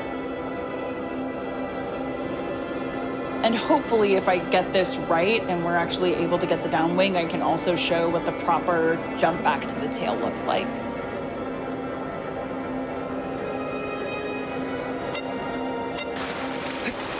So just going over it again for any of you who are taking notes at home, shoot her with an arrow, get her aggroed. She's gonna dip down towards me. Jump up towards the wing, do some let go regrabs in time with the animations just to make sure that you can kind of pop yourself up to the top of the wing. So by the time she finishes doing all these flaps, you don't have to worry about it. I still got an upwing. All right, let me see if I can show you then what it looks like to drop all the way down. So like I mentioned before, I'm gonna wait until I see her wing kind of pop out just a little bit further. Oh, okay. So this is actually, even though this isn't the ideal, this is really good to show. So if for some reason you let go either a little too early, a little too late, or the angle that you're holding isn't quite right, sometimes you can get caught on this spine.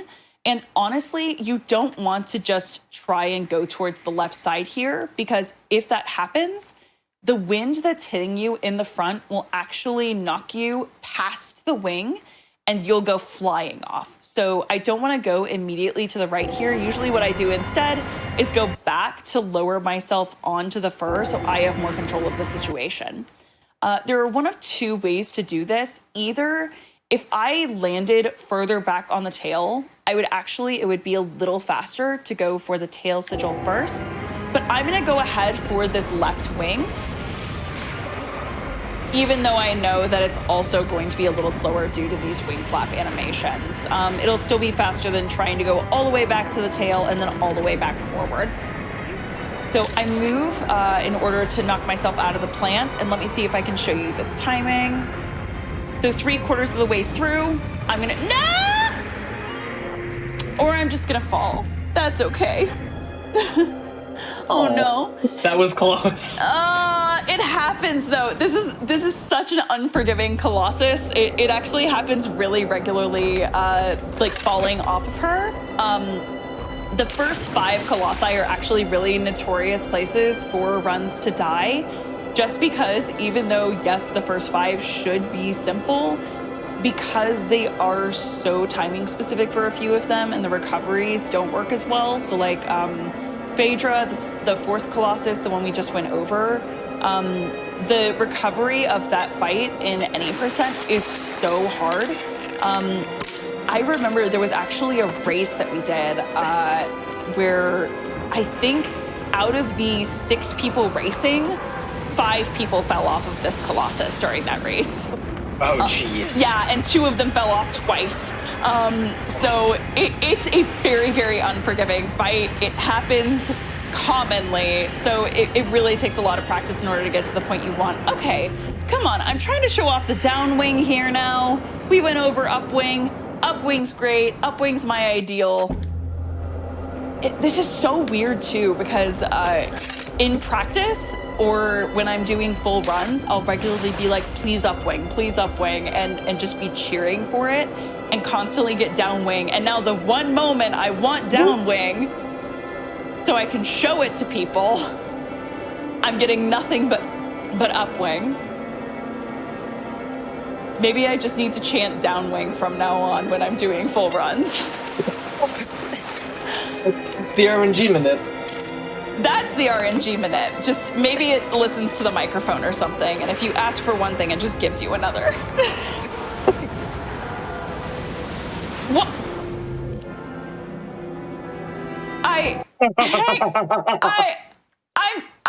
I'm sorry.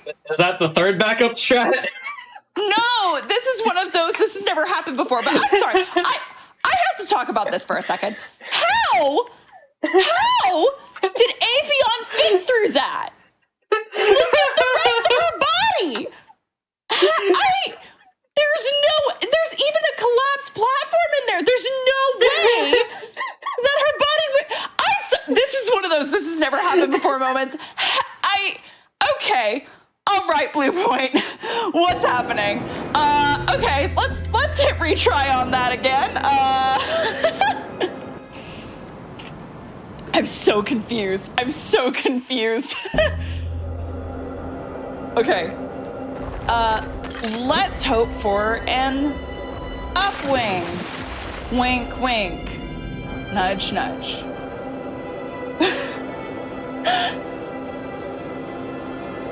All right, we go towards the platform. That's ridiculous. I don't even know where that was. Like, there's no platform that close that looks like that unless she went immediately to the left. That's so confusing. Okay.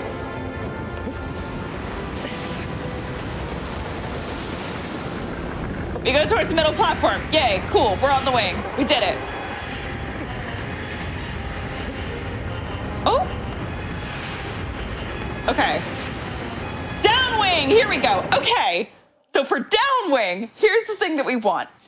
So this one, unlike the upwing, where Avion does the barrel roll, perfectly gets her wings into place, brings them out a little bit, and then you know for a fact you can gently go downwards towards the opposite wing. This one, you have to watch how she is barrel rolling and let go at the right time. So basically, what I typically say is if her wings are here, so let's say this is Avion. Hi, Avion. As she is turning, when she gets to about the 2/3 mark with the wing that you are on, so 2/3 of the way through the barrel roll, that's when you want to let go, because that will allow you to get Wander not only to the opposite side, but the spine hasn't risen up quite enough to get in your way yet. So you want to make sure to essentially time the let go on that barrel roll with the spine being a little bit further down in order for you to be able to pop to the opposite shoulder. So let me go ahead and see if I can show you what that looks like. So I'm gonna stab, and as she barrel rolls, I'm gonna drop towards the opposite side. Now, sometimes you get caught, as I did there, and that's okay, honestly. Like, it's not too bad. The biggest thing is you just don't want to get caught on the very top of that spine and end up falling off the Colossus to the point where you land in the water. Again, especially with downwings, it is so common for you to get caught on the spine there. I'm gonna try it one more time just to see if I can get one more downwing and show what that properly looks like getting to the opposite side. Give me a sec.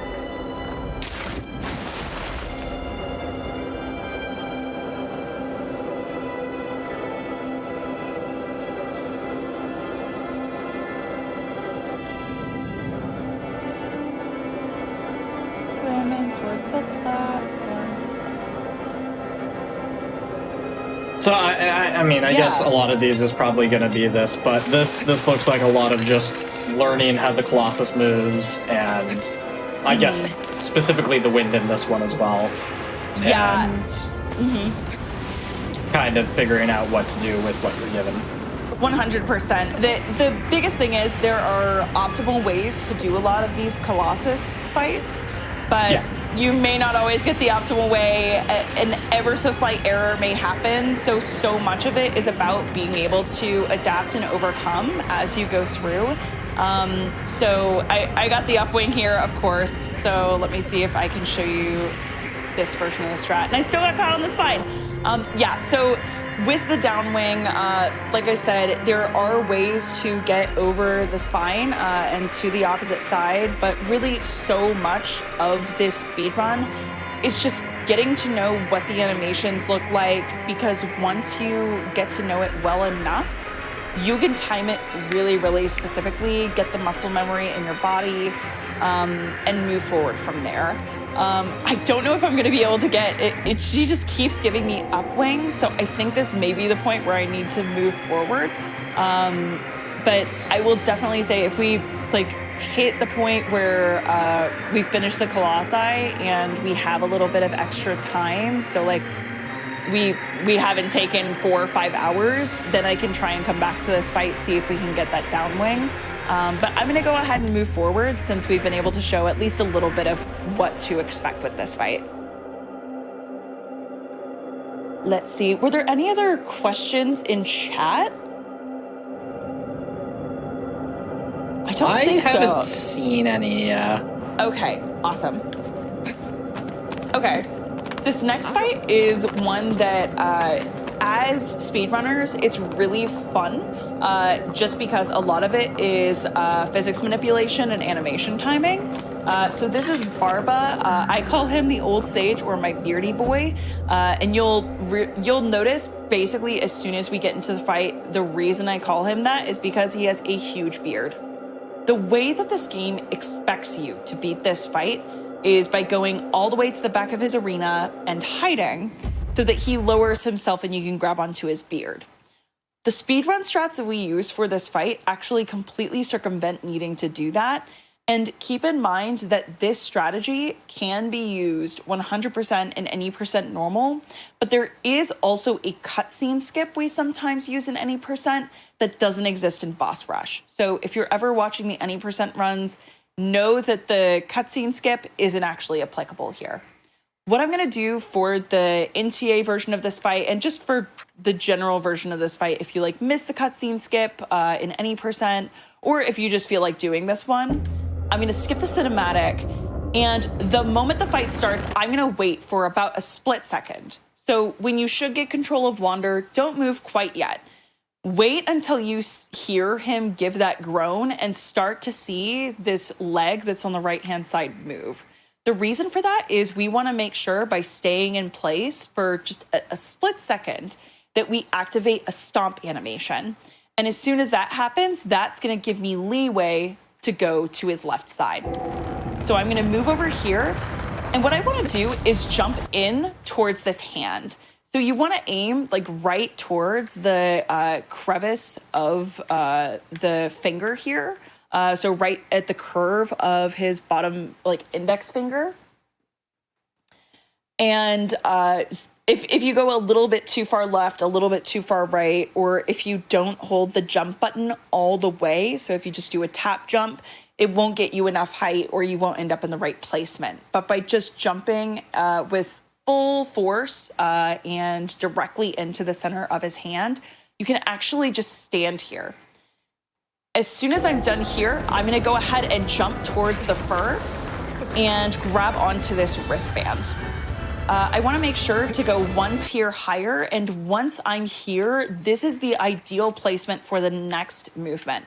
So what's gonna happen is as soon as I hold on to here, Barba's gonna take a minute and then swing his arm upwards, basically as a way of going, I wanna shake you off, I hate you.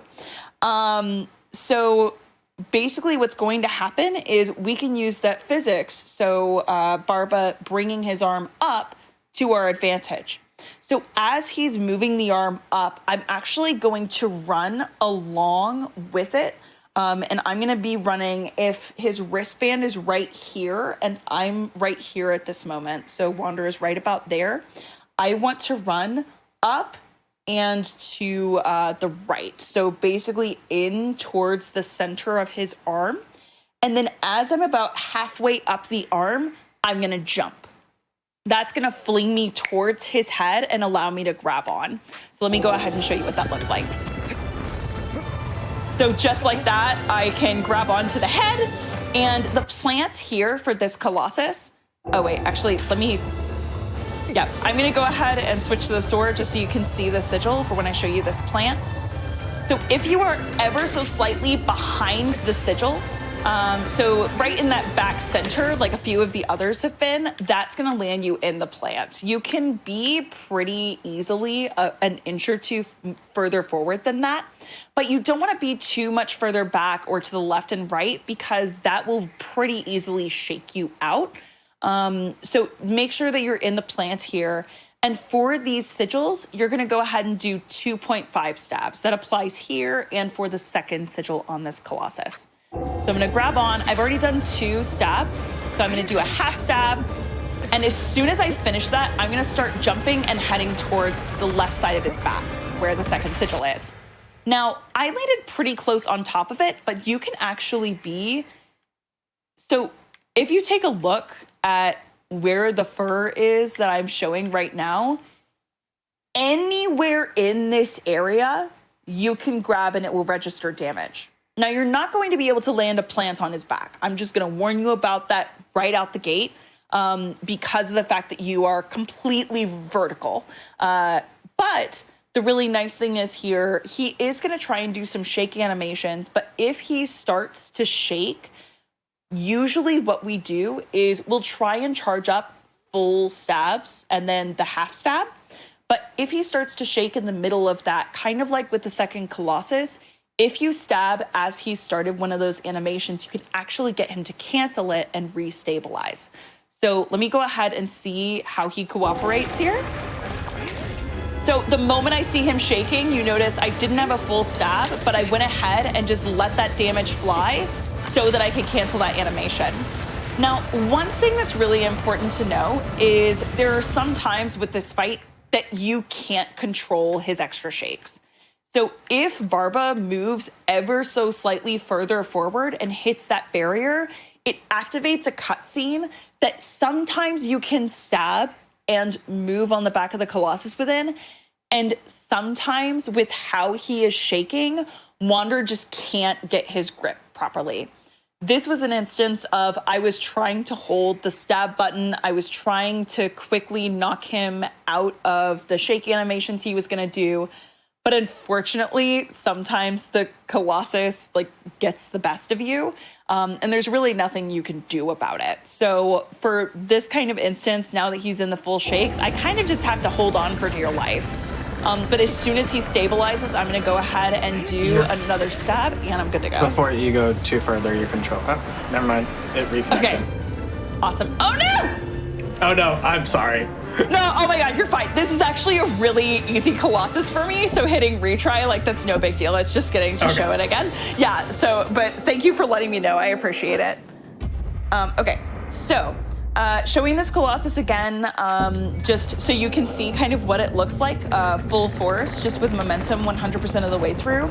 I stop for a second, jump into the hand, transition over to the fur on the back of his left hand. Then I want to make sure to get onto the wrist guards here.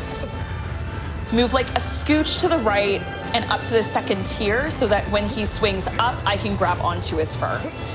Now, if you land on the side of his fur, fun fact, you can just do very quick let go regrabs to get up faster. But now I'm going to go ahead and land in this plant. I am going to do 2.5 stabs. Usually something I'll do is the half stab second. That way, if I overstab, I can actually compensate for it with the final one. Then I'm gonna go ahead and land on the back and try and get in the stab damage. Hopefully keep him away from that wall. Unfortunately, that just didn't fly. But I'm gonna be hitting this stab button as hard as I can, so hopefully I can cancel some of his animations. Let's see. Come on. Dude, babe. Once I see that the shakes are about to start, I go ahead and stab just for the sake of trying to cancel those animations.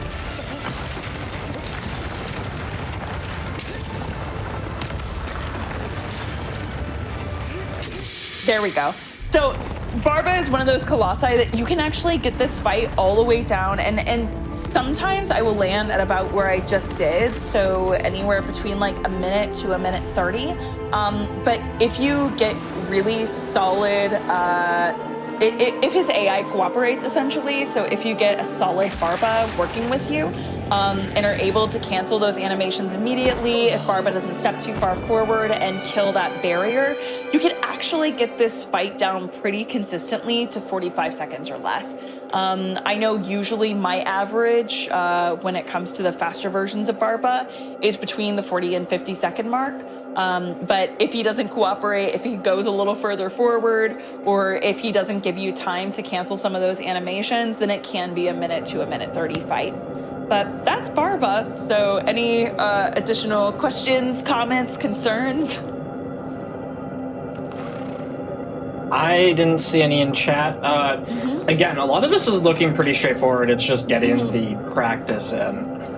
Yeah, a lot of it is really about just specific inputs. And when you hear it, it makes a lot of sense. In execution, it can be terrifying. Yeah. All right. Yeah, on paper, everything you've said so far looks pretty, or sounds pretty straightforward, but I imagine once you actually sit down to it, it's like, oh God, oh no. Yeah, basically. And this next Colossus is another one of those that is extremely difficult, especially in the any percent run. So I'm gonna go ahead and try and explain two ways to do it. One of which is a lot friendlier for speedrunners that are trying to go for the absolute optimal times, and the other of which is friendlier for newer speedrunners to the game. So let's go ahead and get into it. This is Hydrus, or my Ely boy. And full disclosure, if you have a fear of deep underwater sea creatures, this is a huge underwater eel. So I would highly recommend this being the time where you take like a 10-15 minute break while I break down this Colossus fight. Just because it may not be the fight for you, and that's completely okay. There's no judgment here, trust me. So you're gonna go ahead in order to do this fight and skip the cinematic. And this is actually a really interesting fight because if you notice, like with all these other fights, there is a timer in the upper right-hand corner. We actually use that timer to help figure out the right position. So what I wanna do first off, as far as the proper trajectory, is once I start swimming, I want to aim my line essentially towards that center pillar. So the one that is basically directly in front of me, that Hydrus's eye is just a little bit past. So that's the line that I kind of want to swim along. And I don't want to start swimming until I see the 1 second mark hit the timer. Not, for clarification, not when you as a speedrunner know, okay, the second's going to hit now. When you actually see it on the screen. So you're gonna start swimming right then, and then you're gonna stop swimming when you see 8 seconds on the timer. And that puts you about in the right position. Now, what I'm gonna do next is I'm actually gonna position the camera underneath me, and the idea behind this is I wanna make sure that I can see Hydrus, and she's going in a line underneath me. Let's see. Yeah, okay. So basically the way I want to position the camera is so Hydrus is swimming directly from the right side to the left side of the screen underneath me. The reason this is really important is for the fact that this sequence of jump stabs I'm about to do in the water in order to AI manip this Colossus is really specific, and the camera can be your worst enemy in this game. By lining up the camera here, you can actually get it to move with your motions as Wander a lot more smoothly. So you want to make sure to position it there. Now, the thing I'm going to be looking for is Hydrus does an animation of going up in the water, and the way that you normally beat this Colossus is she will come up and then dip downwards until her tail pops out of the water, and you grab onto that tail. What we want to do instead is right as she is swimming upwards and is at the apex of that movement. So before she starts to dip downwards, I'm gonna do a jump stab to the left. So let me go ahead and show you what that looks like.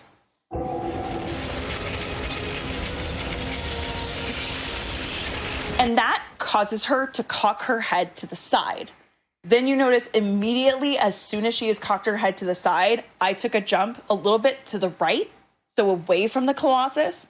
And that's going to position it so right as her head comes out of the water right now, I can actually hang out on the side of her head for a second and then jump onto the back of her head.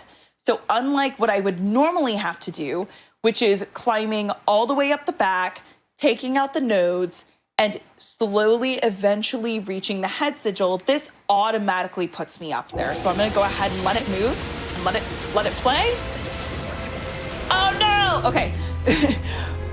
This is one of those unfortunate moments of I needed to show a thing in photo mode, but because of that, I wasn't in the right position. Because I wasn't holding the forward button coming out of analog or coming out of photo mode, it caused her AI to behave a little bit differently, but I'm gonna go ahead and show you what this looks like in fluid motion. So as soon as the second hits the timer, I'm gonna start moving, and then I stop moving the moment that I see the 8. And I'm gonna make sure that she is aggroed. As soon as I see that her eye turns orange, I know she is. And I'm gonna position the camera underneath me so that I can see when Hydrus is moving from the right side of the screen to the left. The moment she hits the apex, I'm gonna jump stab in the water.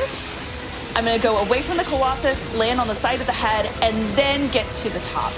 Now, what I'm gonna do here is a series of jump stabs.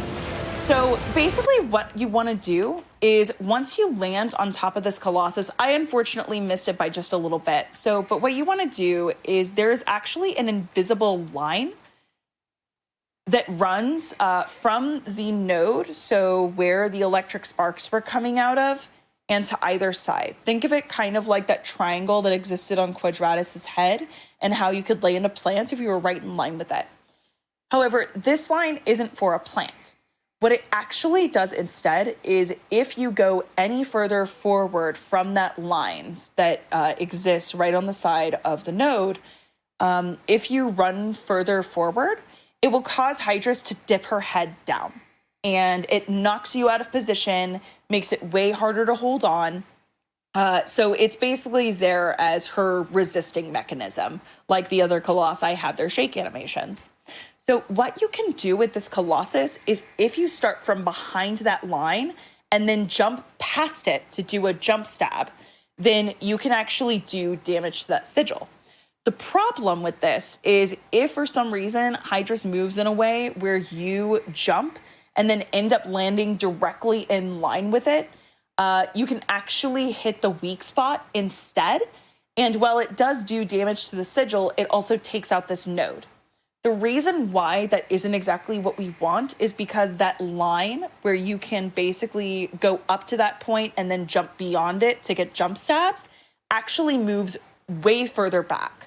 So it moves to about the back side. So if I were to put the photo mode right on the back of that weak spot, it moves about to there versus where it normally exists, which is in line with the node. So it makes it a lot harder to jump stab, which is the fastest way to take out this Colossus. The nice thing about this, though, is now that I'm here, once I actually get forward towards the sigil, you can still take out this Colossus really quickly by just grabbing on and stabbing all the way through. So I should just be able to stab this Colossus all the way until she's dead, just from where I am.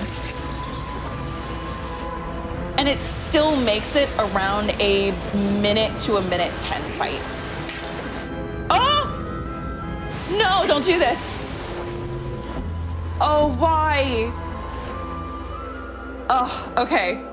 Learn from my mistakes. I was just a little bit too far forward there and ended up stabbing the stone instead. So it happens. It's unfortunate. We move forward. Let me go ahead and show you what that looks like one more time. So the moment that the second hits, I start swimming. And once it hits the 8-second mark, I'm gonna go ahead and stop. I line up the Colossus to be directly underneath me.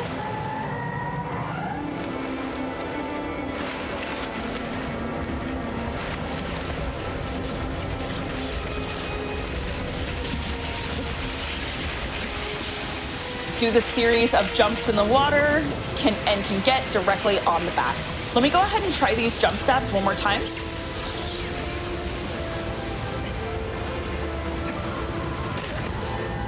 Nope, I still took out the node, but that's okay.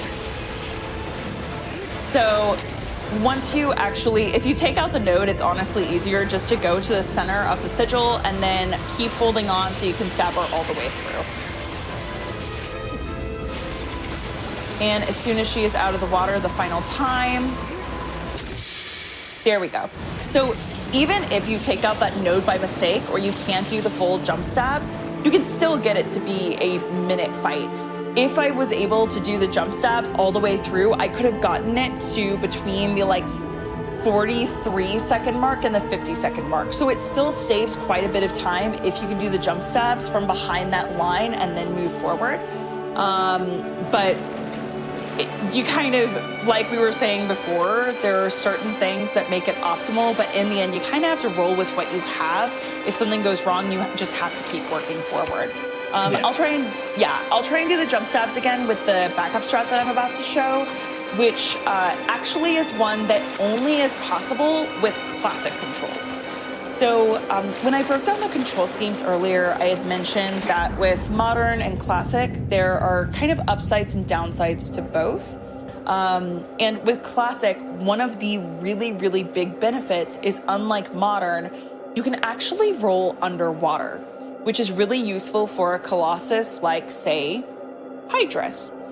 So let me go ahead and get back into this fight, and I'll show a strategy that works really, really well for beginners who want to start speedrunning this game and want an easier strat before they can get those jump stabs.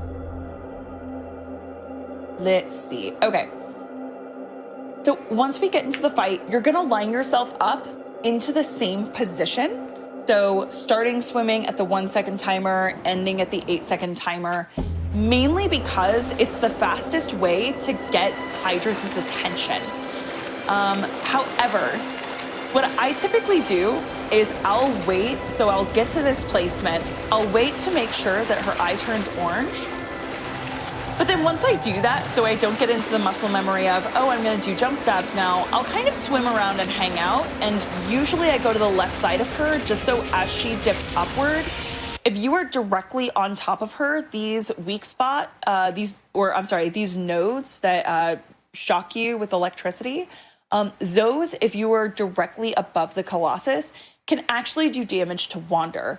And for the sake of this strat, we really want to avoid that, because a lot of climbing up this Colossus, if you don't use the optimal strategy, is tanking a bunch of damage. So let me break that down. We're gonna wait until we actually get Hydrus's tail, which is the intended way to do this fight. So once the nodes pass, I'm gonna get over to where the tail's going to raise up above the water, and I'm gonna grab on. Now, as soon as I'm underwater and Hydrus lays flat, I can hit the grab button and the triangle button simultaneously to start rolling underwater.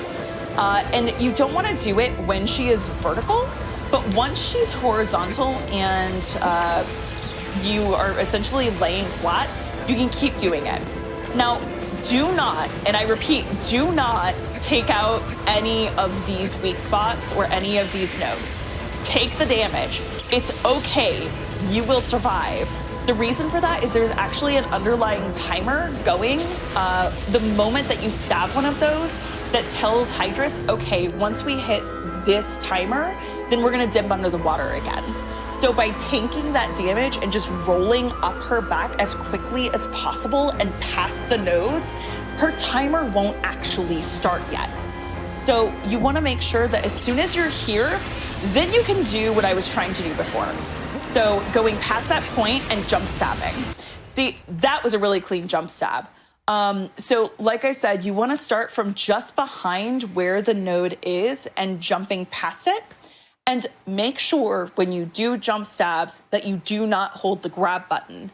If you hold the grab button, Hydrus's head will dip under the water, stay under there for a while you grab onto her before she eventually comes back up. But if you immediately let go after doing the jump stab, then it causes her to do these much faster head bobs up and down out of the water. So I'm gonna keep doing a few more of those. And this is the fastest way to take out hit points. Let's see. And final one, that's what the jump stab should look like. So weirdly, I got to show you the optimal stabs on the backup strategy.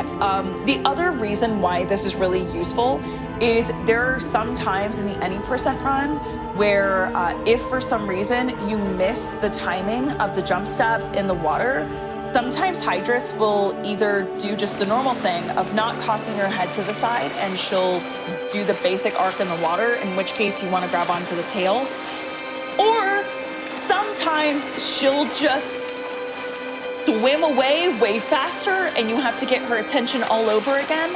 And by that point, you can't actually get that same animation to play. So you can't get her head to cock to the side like you can the first try. So at that point, you do have to switch to a backup strategy no matter what.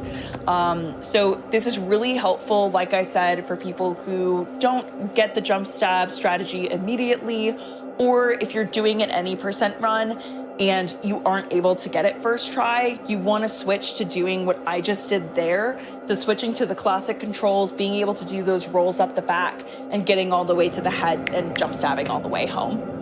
So yeah, that's Hydrus. That's the two different ways to do it. Do we have any questions, comments, or concerns? I haven't seen anything from chat. Your explanations have been really well, so I also don't have any questions game related. The only question I have is, how are you feeling? Do you want to take another break, or are you good to power through? Oh God, wait a second. I just realized the time. We should power through because we've got quite a few colossi still left to go through. Yeah, I'm gonna go ahead and power through. Okay. That's up to you. We're totally fine to go a little bit longer if you are. Okay, yeah, I'm down to go a little bit longer too. Okay, the next fight, Kuramori, is actually one of the absolute easiest fights for speedrunners in the game. So if you ever were terrified of this fight casually, I'm gonna show you a way to just alleviate all that fear. It's actually much simpler than you expect, and it's all AI manipulation. So this Colossus exists in a huge Colosseum, and the way that you can take down this Colossus is the moment that the fight starts, go ahead and skip the cutscene. So I'm gonna skip. I'm gonna go ahead and start moving, and the moment that I see that I've taken a step, I'm gonna whistle. Only whistle once. This is really important. The reason for that is it basically tells Kuramori, it makes him think, oh, I'm way up there where I just was. And then go ahead and take the stairs downward and make sure to switch to the bow. What you can do here essentially is I'm gonna position myself right about to the left of this flower, right on that crack. And that's gonna put me in ideal position to shoot Kuramori's leg out from underneath him. Now, what I'm gonna do is, if you notice how I have the photo mode menu kind of positioned right now, that upper left-hand corner I have perfectly positioned with where you wanna be shooting your arrows. But you wanna hold it until Kuramori gets a little further up on the wall, because that's where his leg lands. Once you do that, you can switch to the sword, jump downwards, and there are a few different ways to land on this Colossus. Sometimes he'll throw you back.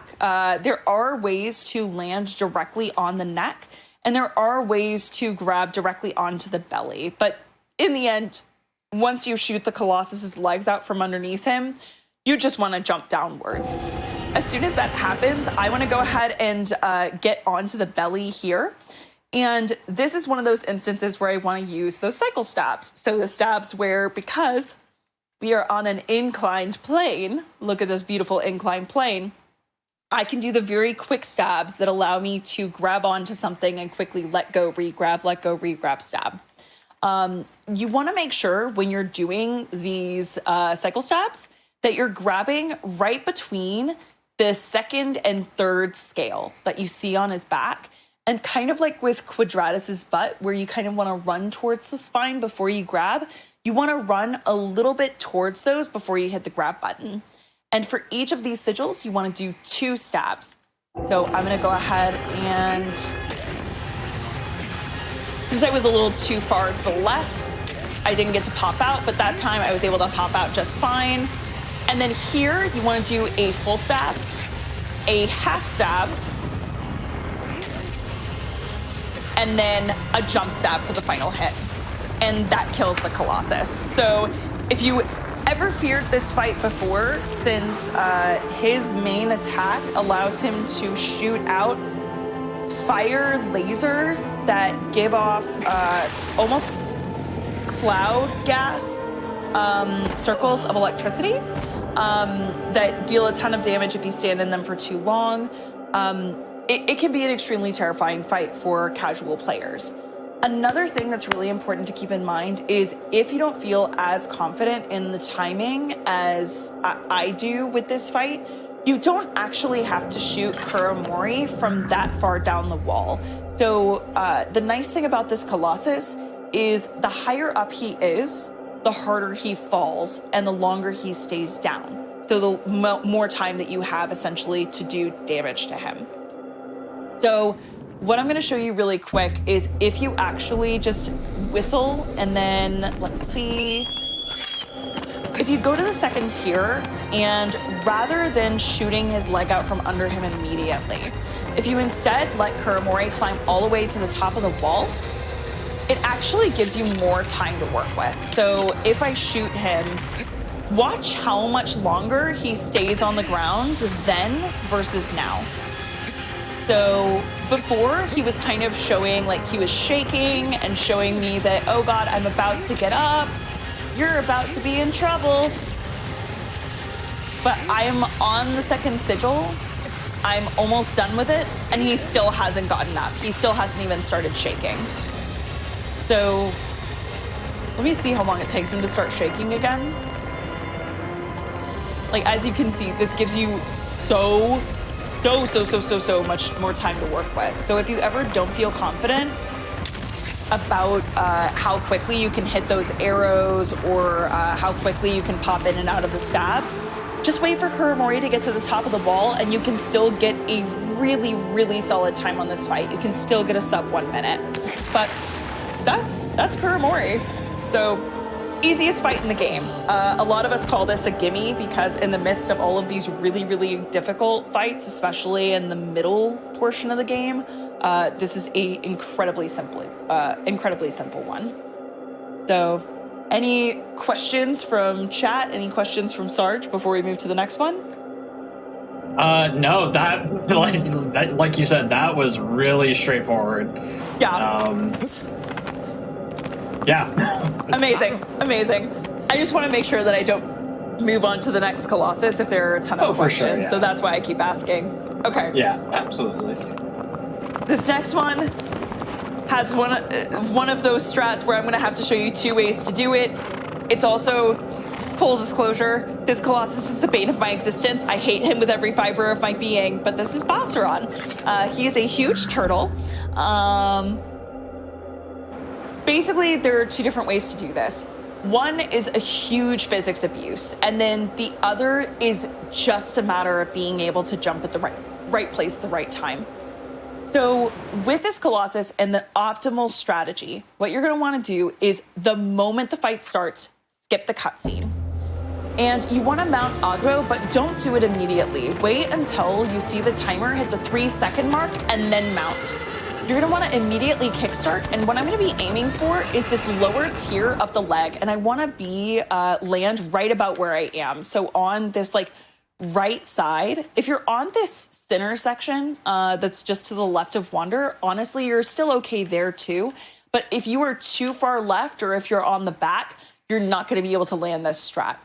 So essentially what I'm going to want to do here is a right jump. So if you remember functionally how those work, I would be holding the R1 button and the triangle button in order to jump up in a certain direction.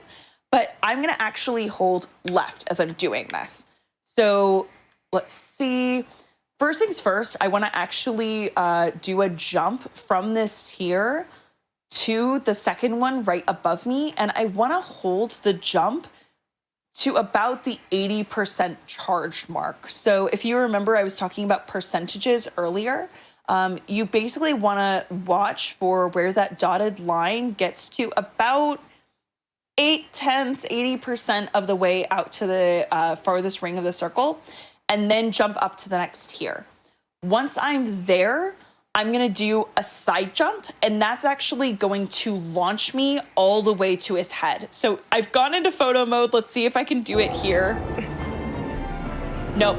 So I was shaken, but let me go ahead and try this. This is another one of those tricks that has insanely specific timing, but let me go ahead and see if I can show this off for you. So I'm gonna wait until the 3-second mark. I'm gonna kickstart. I'm gonna jump towards Bosseron's leg, so I'm in pretty good position here. And then by side jumping, we can actually launch ourselves over towards the head. So it basically uses the built-up physics of Bosseron's leg motion and allows you to transfer that to Wanderer. It's absolutely insane. And another thing that's really important to keep in mind is I don't do that side jump. I don't actually let go of any of the buttons to jump until Bosseron's motion of bringing up the legs reaches the apex. So once you get to know the animations and see that his leg has gone all the way up as high as it can possibly go before he starts bringing it down again, that's when you want to release the jump and go to the side, and that will launch you all the way over. Now, from here, what I'm going to be doing for the first half of Bosseron's health bar, he's going to be dipping his head up and down, and this will knock me out of the plant no matter what. There's nothing I can do about that. So I'm going to keep holding on and stabbing. If you want to basically get him to do a walk forward animation and cancel some of those, head bobs, you can actually let go the way I did and land on his back. And that causes him to just do these walking animations. And then you can pretty easily get back on the Colossus. And once his health bar is past that halfway point, you can actually just grab on and he's gonna start doing shake left to right animations. So I won't get knocked out of the plant anymore. If you land it from here, then you should pretty much be set and be able to just grab on and stab all the way home. I will say, this Colossus has one of the most finicky plants because there are some times where even if you think you've landed one, usually closer towards the front of his crown is the most reliable place to get a plant.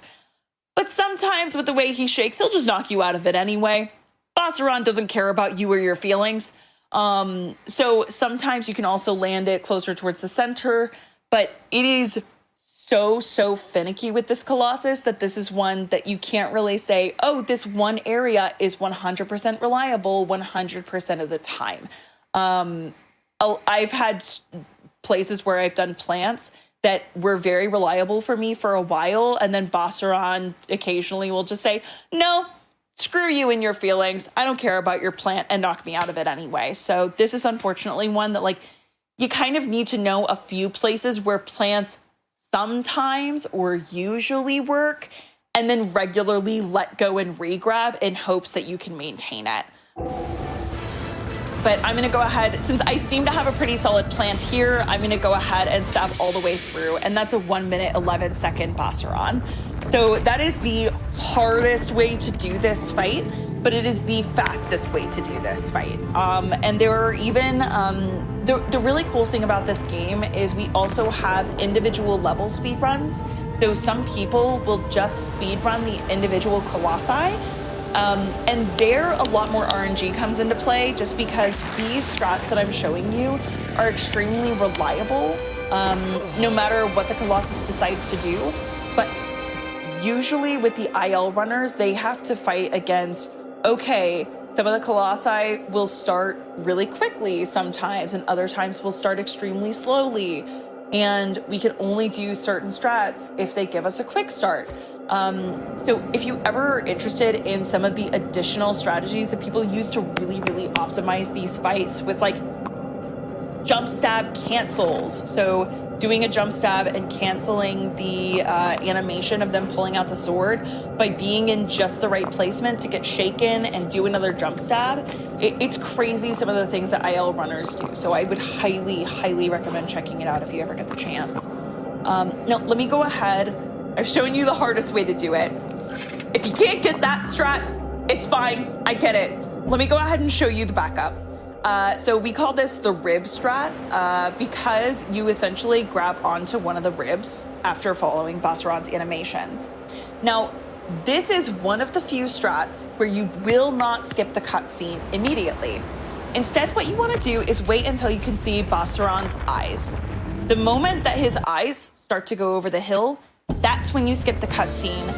And unlike the regular version of this strat, you actually want to immediately mount aggro and wait to move until you see Bassaron charging up those lasers. Now, what I'm going to be doing here is aiming for the left side of his body, and I want to kind of dip just inside of his leg, but outside of his ribs. So go ahead and watch what it looks like when I do that. And what I want to do is jump. So think of this like the Phaedra launch of running up the side of that horse, llama, deer Colossus, and halfway in between the legs, I jump to land on the leg. You're doing essentially the same thing. So mechanically, it works identically. But the thing you're aiming for is not the leg, but instead these ribs right here. Now, once I've grabbed onto these, I'm gonna wait until he raises up a little more so I can get onto the leg. And as you can tell, Bassaron's legs are about to hit the ground. Not when they actually hit the ground, when they're about to hit the ground, you want Wander to jump towards the back. Basically, if the legs hit the ground, that reverberation causes Wander to shake on the legs and fall off. But if we jump just before that point, Bassaron's back has lowered just enough so we can get on. So let me go ahead and show you what that looks like. So just like that, we're on the Colossus. We didn't have to use the geysers that this game expects you to. And the only reason this takes a little bit more time is unlike the other strat where you can get immediately onto the face, you have to climb up the back. So it really doesn't lose you that much time. And honestly, there are even some times where for marathons, if I'm feeling a little less confident in doing the side launch, especially since the side launch is so much harder to hit in any percent normal versus the boss rush version, I'll actually use rib strat in any percent runs if it's looking like it's gonna be really, really good. And I don't wanna lose more time because if like in any percent you fail this particular strategy, so that side launch to the head, it can lose you several minutes trying to get it again. It's an absolute nightmare. And as you can see from here, everything else, it doesn't change how the Colossus behaves in any way. If you use the rib strat, you can literally just keep trying to find those plants and then stab her all the way home. So that's Bassaron.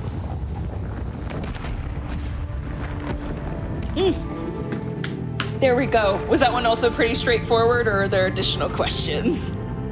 I haven't had any, and it doesn't look like chats either. Like a lot of these are pretty straightforward. Maybe it's the way you're explaining it. I feel like everything has been very easy to understand. I'm sure if you put a controller in my hands, I'd have a lot different to say, but...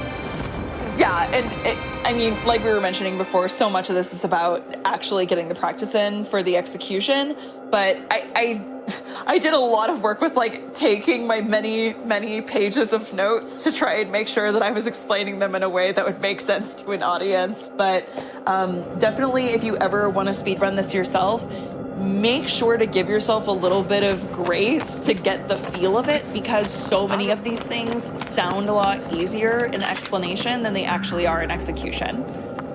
Okay, this next Colossus is where one cycles really come into play. So with a lot of these Colossi, they will, after you kill a single sigil or after you do a certain amount of damage, the game tells them, okay, now I want to reset. So with this Colossus, it's, oh, you've taken out my first sigil. I'm going to dip back down under the sand and I'm going to reset what I'm doing. And we don't want that. So the fun thing is you can actually basically do ever so slightly less damage than what's actually required to kill that sigil and still kill the Colossus. The reason this works is because for the Colossi that we basically make sure we don't do a one cycle, there are other ways in which we damage them that do that extra little sliver of damage. So with Dirge, it's his eye. So the way you want to speedrun this fight, I always get immediately onto aggro and switch to the bow. I'm gonna go ahead and kickstart, and basically what I do is go towards Dirge and make sure to hold the auto aim. And the moment that I see her starting to curve towards me, I turn away so that I can line her up behind me. Now, her weak spot is her eyes. So what you want to do is line her up behind you and then hit the auto aim button. And if you land an arrow in her eye, you'll notice that it's going to do like a little sliver of damage. I'm gonna go ahead and get out of her way because one of two things is going to happen. Either she's going to hit one of these pillars or she's gonna hit a wall. It looks like she ever so slightly missed the pillar and is headed towards a wall. That's okay. And once I go towards her, I go ahead and just immediately launch off of my horse. And then with this sigil, what we wanna do in order to get a one cycle to make sure that now that we've done a little damage to the eye, we don't overstab this sigil and cause her to go back into the sand, is I'm going to do a full stab, a 1.5, or I'm sorry, a full stab, a 0.5 stab, and then what we call a 1.95 stab. So a 1.95 is basically a stab where you watch that dotted line and it almost gets all the way to the edge, but not quite. So you want it to line up just with the outer edge without going all the way out towards it. So let me just go ahead and see if I can demonstrate this. So that's a 1 stab, 0.5 stab. I think I overstabbed a little there. But the nice thing is, if you paid attention, the really nice thing is with the half stab, if you go a little over or a little under, you can compensate for it with that final stab. So like if you understab, you can do a full stab for the final one instead. If you overstab, you can do a 0.9 stab instead, like I just did. And the way you can tell that you've done enough damage is if you look at the health meter and you notice that it looks like there is ever so slightly less than half health. If it's at exactly the halfway mark, you probably understabbed. But if it's like just a little bit under it, then you got a one cycle. So it looks like I should be good here. And now I can make my way towards the second sigil.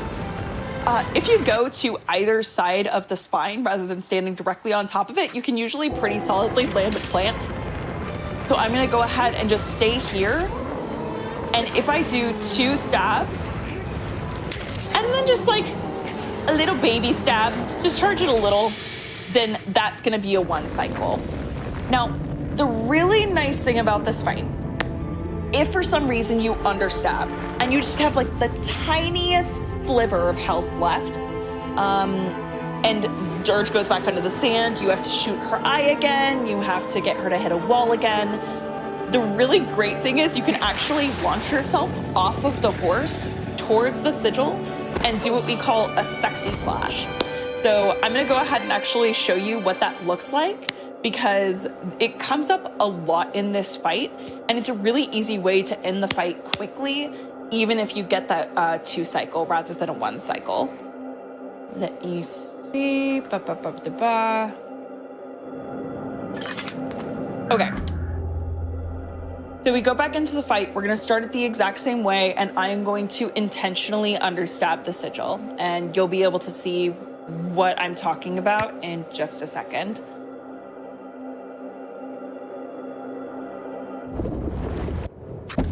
Okay.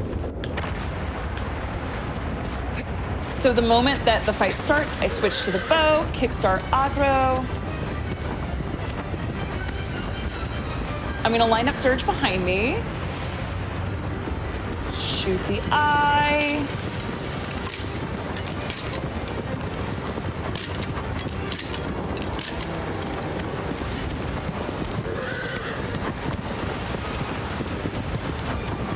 Okay. So I'm gonna let her hit the wall as soon as she goes forward. Let's go ahead and understab this sigil.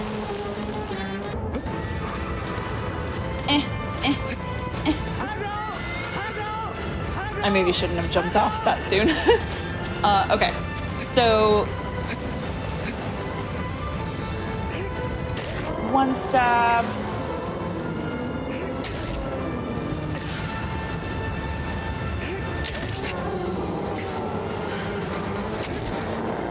Okay, so you can tell that it's a little bit over the halfway mark there rather than under the halfway mark. So this very clearly isn't going to be all the damage that I need to do. But I'm going through with it. I think it's the right amount of damage.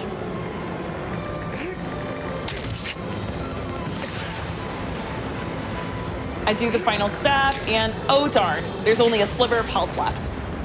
So the great thing about this, you would much rather on this Colossus understab than overstab. If you overstab, that basically causes you to have to, how do I put this? If you overstab the first sigil rather than understabbing it, it doesn't let you do any damage to the second sigil. You basically have to not only get the Colossus to stop running around, but you have to get all the way to the second sigil and do every single bit of damage to it that you can. Let me see. Oh, I got a little too close to this wall here. I'm gonna get attacked. Yikes. Agro, come on. Work with me. Work with me, babe. All right, let's go ahead and line her up behind me.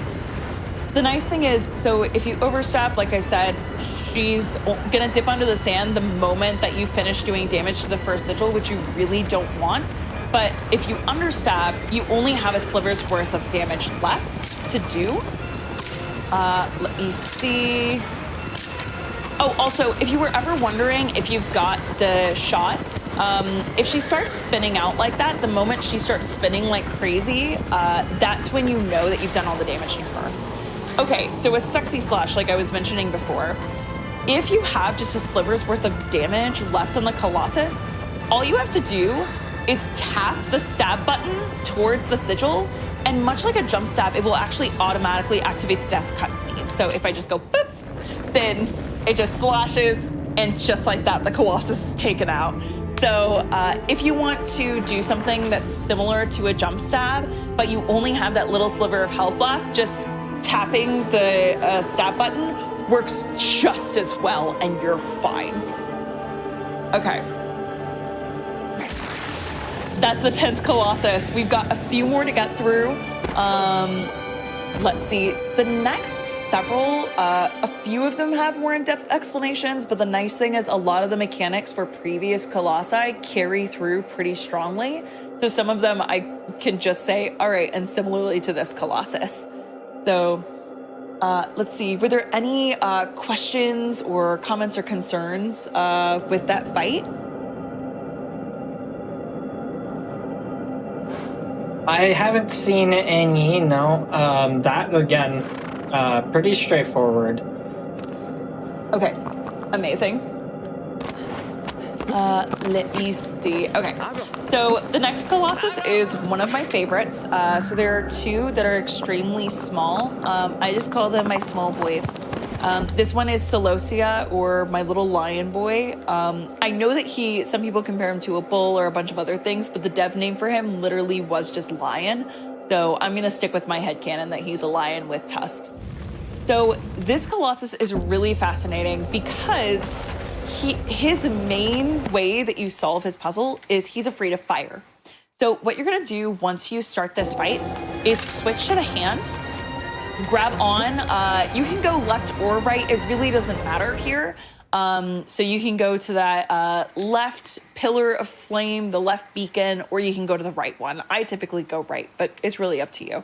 Now, once Celosia turns around, you want to hang out here for a second, and as he starts to move towards the platform you're standing on, you want to jump forward and to the right. So you want to jump basically forward and in towards the center of the arena.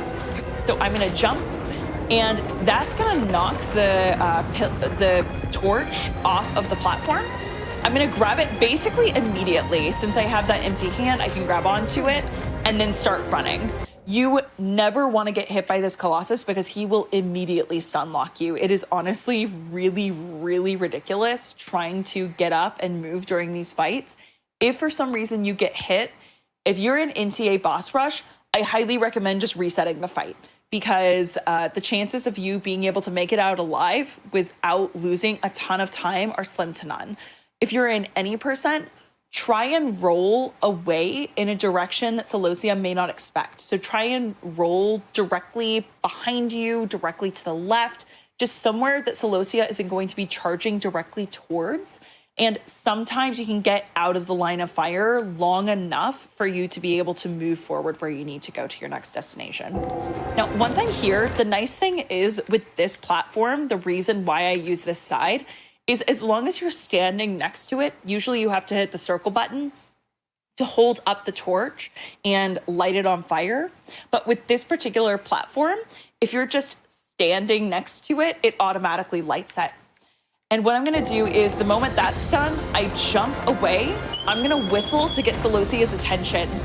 And the really big strat that's being used here is actually just AI manipulation. So Celosia's AI tells him that he is afraid of fire. So as long as I'm holding the torch that is lit aflame, he's not gonna get much closer to me. In fact, he'll usually, if I get closer to him while holding this torch, back away.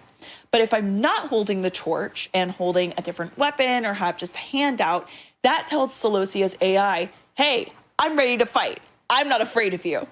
So Celosia will run towards you. What we can do by being directly next to this cliffside while holding the torch and while having Celosia's attention is drop the torch so that Celosia gets aggroed and starts running towards you, and then grab it again.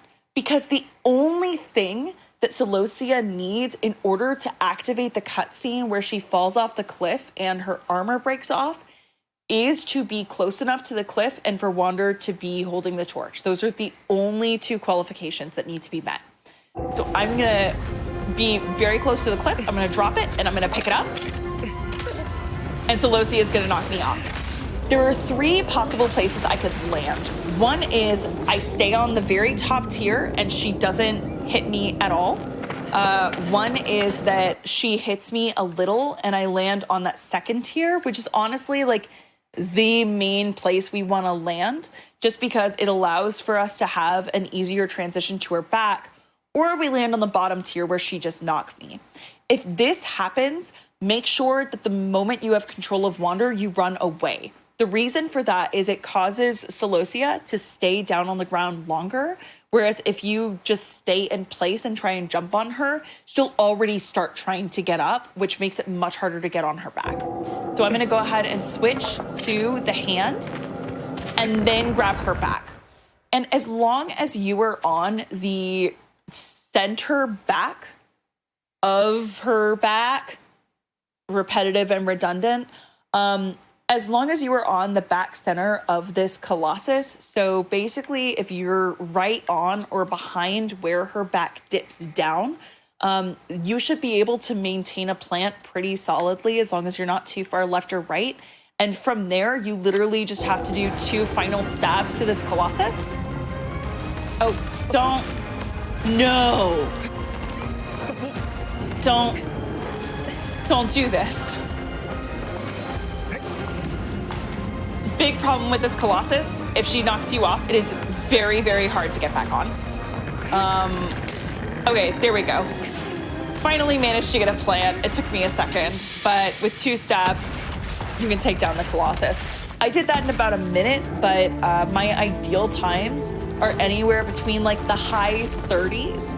So I can get this fight down solidly to like 35, 36 seconds, all the way to about the 40s or like the high 40 mark. So that's where you can land this fight really, really consistently. IL runners have gotten it to even faster times, but that fight is super simple. It's just an AI manipulation. So as long as you stand on the edge of the platform, the top, and make sure to drop and pick up that torch again. If she doesn't hit you immediately, that's okay. Just keep dropping and picking it up, or swing the camera around so that you can see Celosia behind you, and try and time it with watching her animations, and then you'll be able to get that cutscene to activate. Any questions, comments, or concerns before we move on?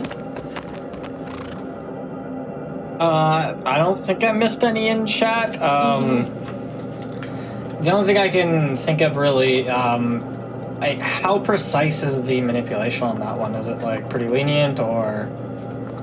Yeah, so the really great thing is, as far as just as long as you are close to the cliffside and you're holding the torch, and she's close to the cliffside, then the cutscene will activate basically no matter what. You just need to make sure that you pick up the torch in time. So if for some reason you drop the torch and then like wait a second or two and then pick it up again, she can very quickly get back to your position and kick you completely off that cliffside. So she will headbutt you and yeet you. So you really want to make sure, even though the AI manipulation is really reliable, that you're not giving the torch too much time to hang on the ground, because otherwise she will attack you with no mercy.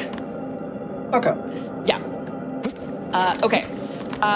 The next Colossus, Pelagia, is another one that is kind of RNG heavy, but I'm going to break it down the best I can, and hopefully she cooperates in the way that I want her to. Know that there are some times where even if you're doing the right thing in this fight, she may decide to do her own thing. It happens. You're not the only one who's gone through it. But with Pelagia, with this particular fight, what you're going to want to do at the very start is she's going to start moving away from you, and you want to pull out your bow, and you want to shoot her arm first at the 3-second mark and then at the 5-second mark. This is going to cause her to dip her head down in the way that you see it moving now. And I'm going to go ahead and run in a diagonal first up and to the left. So if you look where my analog stick is going right now, and then I'm going to change directions at the last second and run up and to the right. What that's going to allow is once I get to the edge of this platform, I'm going to jump towards her face. And with those beautiful magnet hands that I mentioned earlier, where Wander, if he's close enough to a ledge that he should be able to grab, but not quite there, just an inch or two off, the game will show a little bit of mercy and say, all right, you're close enough, and yeet you over to it. So that's what I'm going to want to use here. Unfortunately, because I did photo mode, I wasn't able to get it, but let me go ahead and try this again. Give me 1 second. So like I said before, I'm going to go ahead and shoot the arm twice. First at the 3-second mark, and then at the 5-second mark, I'm going to run at those diagonals and then hit the grab button, and that allows me to magnet onto his face. And then I'm just going to run up and let go for some of the jumps in order to get onto his head. Now, the nice thing about this Colossus is the way that you defeat it is by guiding it towards these gazebos by using its teeth. I usually hit the front teeth once and the right teeth once or twice, just depending on how good her positioning is. This is pretty good, so I'm going to go ahead and grab on. And unfortunately, she decided to be a butt. Usually, if she's charging up those that fire attack, and she's in the right position in front of the gazebo, and her AI decides not to be dumb, then she'll actually do this animation once you grab onto her face as she's charging that up, of immediately stopping what she's doing and jumping up onto the platform. Now, the way you usually defeat this Colossus is essentially by hiding behind this center node in the middle of the gazebo. And once you do that, and she takes a second to go, wait, where did you go? She'll come up to investigate. But by jumping on her face and her AI actually cooperating, it automatically cancels the attack animation and gets the one that we want to play. So let me see if I can get this. Yeah, she still is being a bit of a butt. All right, let's see. I'm gonna try this one more time. One thing I will say is if her AI is being really annoying, sometimes you can get it to activate just by making sure that she is a little more squared up, as straight as possible with the platform, so with the gazebo. But unfortunately right now, even though I've had her pretty solidly squared up, she's just not wanting to cooperate. So let's see, come on.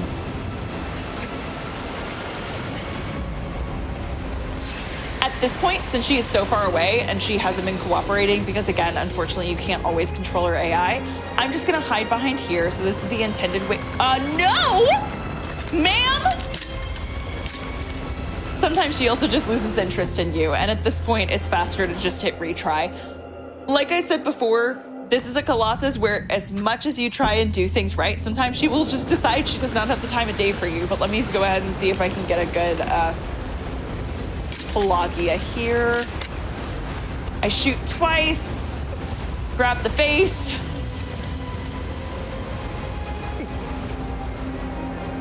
All Looks right. like your controller disconnected.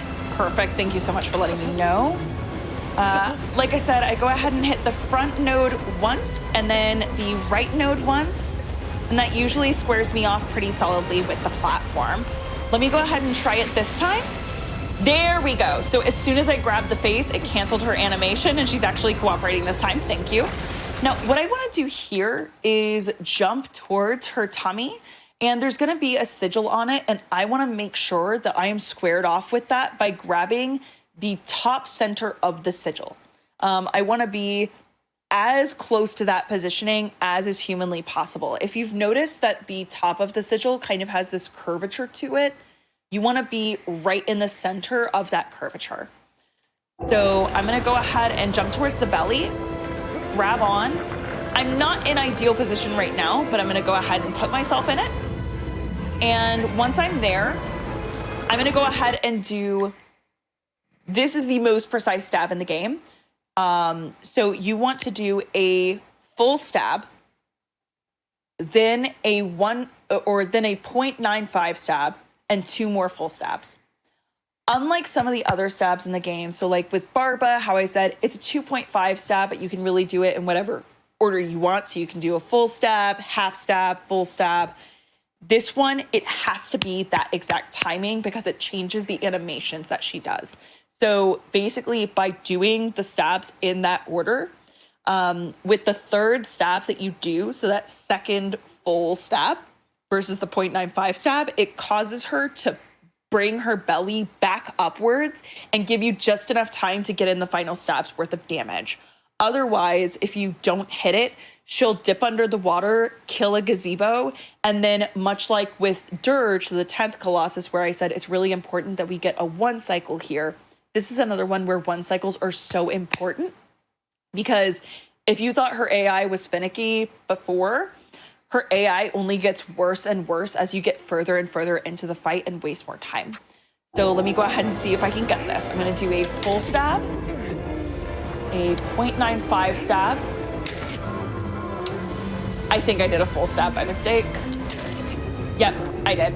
Let me go ahead and try this one more time. Oh, God. This Colossus, honestly, one of the hardest solely because no matter how well you do everything, there are some other Colossi where it's like, oh, I did something wrong, so the Colossus fight didn't go well.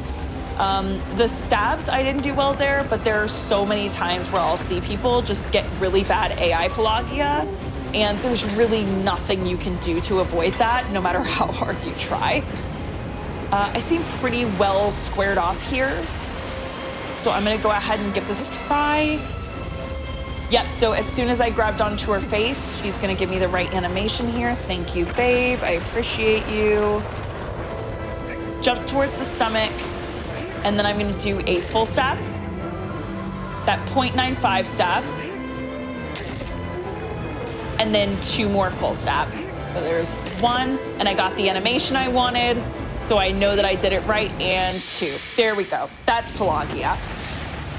There is one other way to climb up this Colossus if for some reason you can't get the face grab, so I'll show you that in just a second after this death cutscene plays. But basically what it allows you to do is if you can't get the timing of the run and then that magnet hands grab onto the face, It allows you to climb up the back a lot faster than if you were just to do a basic climb.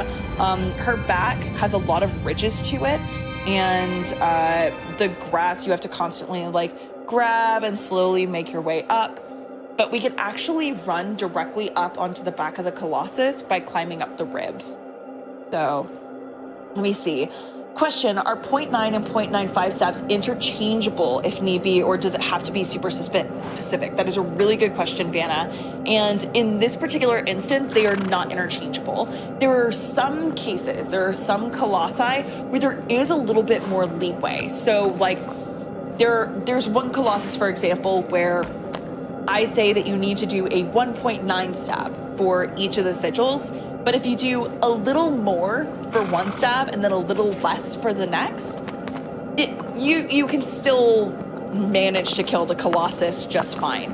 But this particular stab, the reason I say it is the most precise in the game is if you don't make it the exact 0.95 stab, if it's not like right on the edge but not quite all the way out towards the final bit, that Colossus will basically not allow you to finish. She will not give you that final animation of popping up out of the water so that you can do the final stab.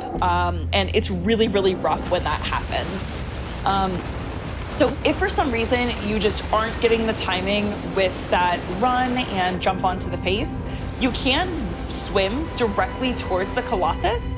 And if you go towards the bottom of the ribs over here, you can actually jump up and just run up the side here. So rather than having to use all that grass, you can just climb up on the shoulder and already within like 5 additional seconds, I'm on the head. So that's one way to run up on top of the Colossus. And then from there, you can do all the same things that I did before. So guiding Pelagia to a platform, to a gazebo, squaring her off with it, grabbing the face to cancel the animation of the fire charging, and then get down to the belly to do those stab cycles. Let's see. Aye, aye, Captain. Yep, absolutely. I got you. All right. We are down to the final 4 colossi. So it's taken a little longer than I was expecting, but the really nice thing is, with I think one exception, this should be pretty straightforward to explain these last several. So the next one that we're going to be coming across is Phalanx, which is actually the only pacifist Colossus in the entire game. So it's the calmest one that will not attack you, no matter how much you attack her. She'll only try and throw you off. So there are 2 different ways to run up to this Colossus. I'm going to go ahead and just show you the easiest way to take this Colossus out that is still extremely fast and extremely viable for speedrunners. So what you want to do is skip the cutscene, and the moment the cutscene ends, this is the one exception to the rule of the other Colossi where you switch weapons, but first you want to be moving. Here, you want to start off by switching to the bow. So as soon as the fight starts, I'm going to switch to the bow, and I want to aim towards the nose, essentially. That's going to allow me to hit that front air sac that's on her belly. Then I'm going to hit the second one and the third. Basically, what you want to do in order to hit those is aim just a little bit ahead of them. I was a little too close with that final one, so let me go ahead and take that out really quick. But if you go just a little bit further ahead than they actually are, then you should be able to hit them no problem. Once she actually starts on this trajectory, it can get a little dicey. But now that that's been taken out, she's going to start lowering down towards the sand. I'm going to go ahead and keep running as fast as I can and follow her motions. And Phalanx, fun fact, actually moves at the same speed as you. So if you slow down, she'll slow down too. But you move ever so slightly faster than her just for the sake of being able to catch up. Once you get next to her, you want to go ahead and launch yourself off of aggro. And I usually, in order to climb up these wings, just hold the side button and then spam triangle. The game usually expects you to hold on until she eventually raises them, but you can actually get up by climbing a lot faster. Then this is another Colossus where doing a 1 cycle is really important. So for each of these sigils, in order to make sure that the timer doesn't run out and these flaps that are over each of the sigils kind of close, in order to make sure that doesn't happen, and also in order to make sure that her animations of doing barrel rolls don't happen, we want to do 1.9 stabs to each of these sigils, with the exception of the final one. The reason this works is each of those air sacs that we hit on the belly do just a little sliver of damage, which is just enough to allow this leeway. So I did a full stab. I'm going to do a 0.9 stab, a 0.95 stab. This is one of those places where you have a little bit more wiggle room. So like a 0.95 stab is also fine. You just don't want to do 2 full stabs, really. I'm going to do another 1.9 stab here. And then when I head to the final sigil, that one, I'm gonna do a full stab, and then I'm gonna do a jump stab, so that it takes us directly into that cutscene, and so the in-game timer doesn't continue to run. So I'm gonna grab, do a full stab, and then jump stab. Another thing I don't think I've even touched on yet is if you notice whenever I jump stab, I also hold the joystick to the left. The reason for that is if you're mid-air and hit the jump stab button and you hold a direction. So it doesn't have to be left. That's kind of how my body does it from muscle memory. But if you jump stab and hold a direction, it actually causes Wander to go down towards the Colossus and towards the sigil, the place he wants to stab, a lot faster. So jump stabs normally are a little bit slower because he has so much airtime. But if you ever want to optimize your jump stabs, just hold a direction and he should go a lot faster. Let me see. The only question I see right now is from Brosnan, which is, am I the villain? I don't think I'm the villain. Am I the villain? I don't think I'm the villain.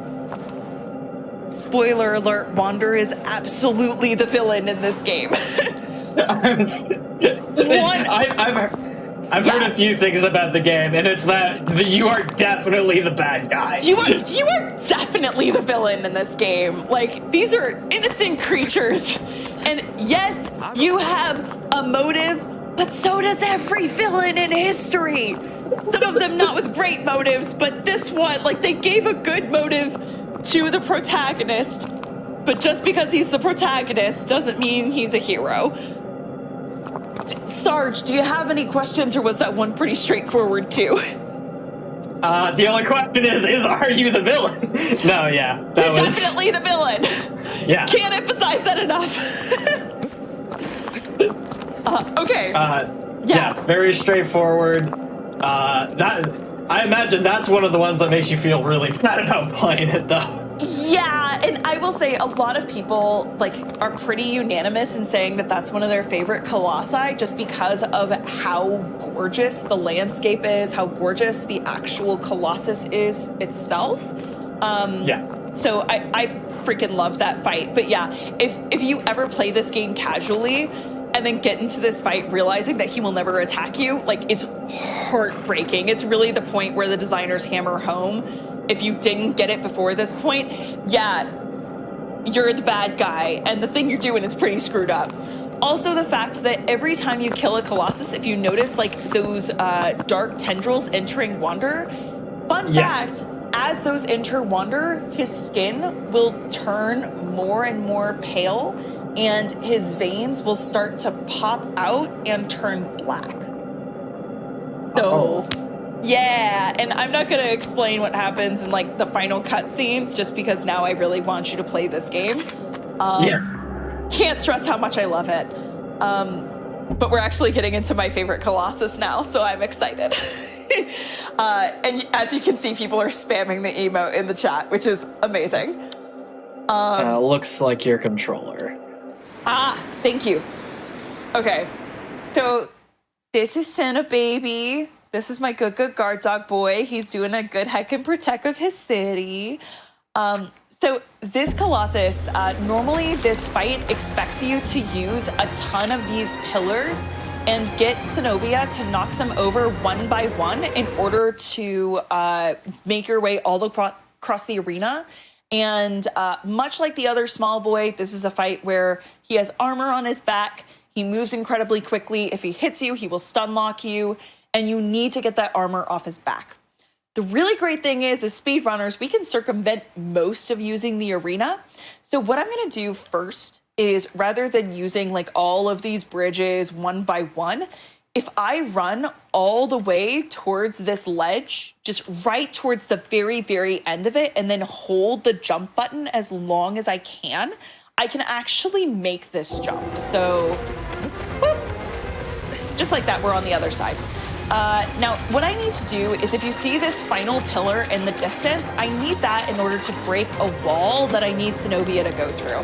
There are two different ways to do this, one of which is called the super jump. So basically, if you notice that there's kind of this shadow on the ground, and in the center of it, there's this little plant.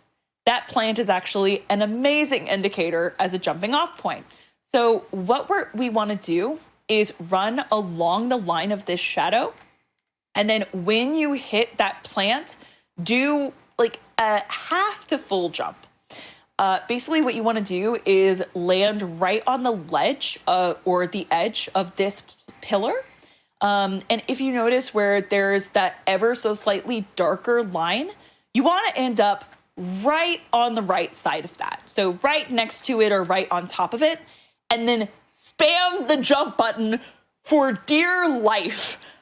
This will actually cause Wander. If you spam it as fast as is humanly possible, he will launch directly upwards, and that will allow you to grab onto the pillar. So let me go ahead and see if or not, because he's gonna hit me because I took too much time in photo mode. That's fine.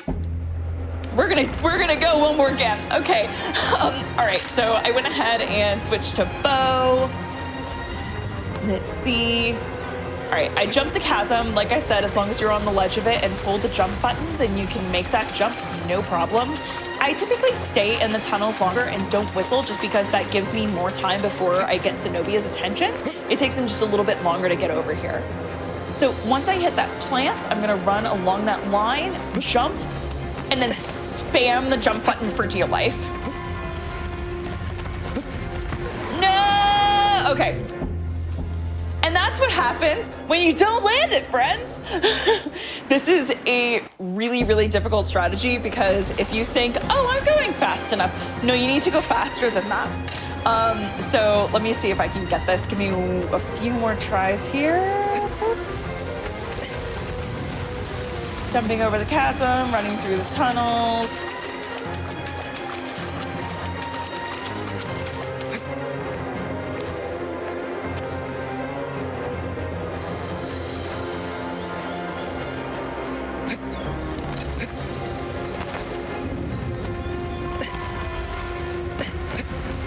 Come on. Why? Okay.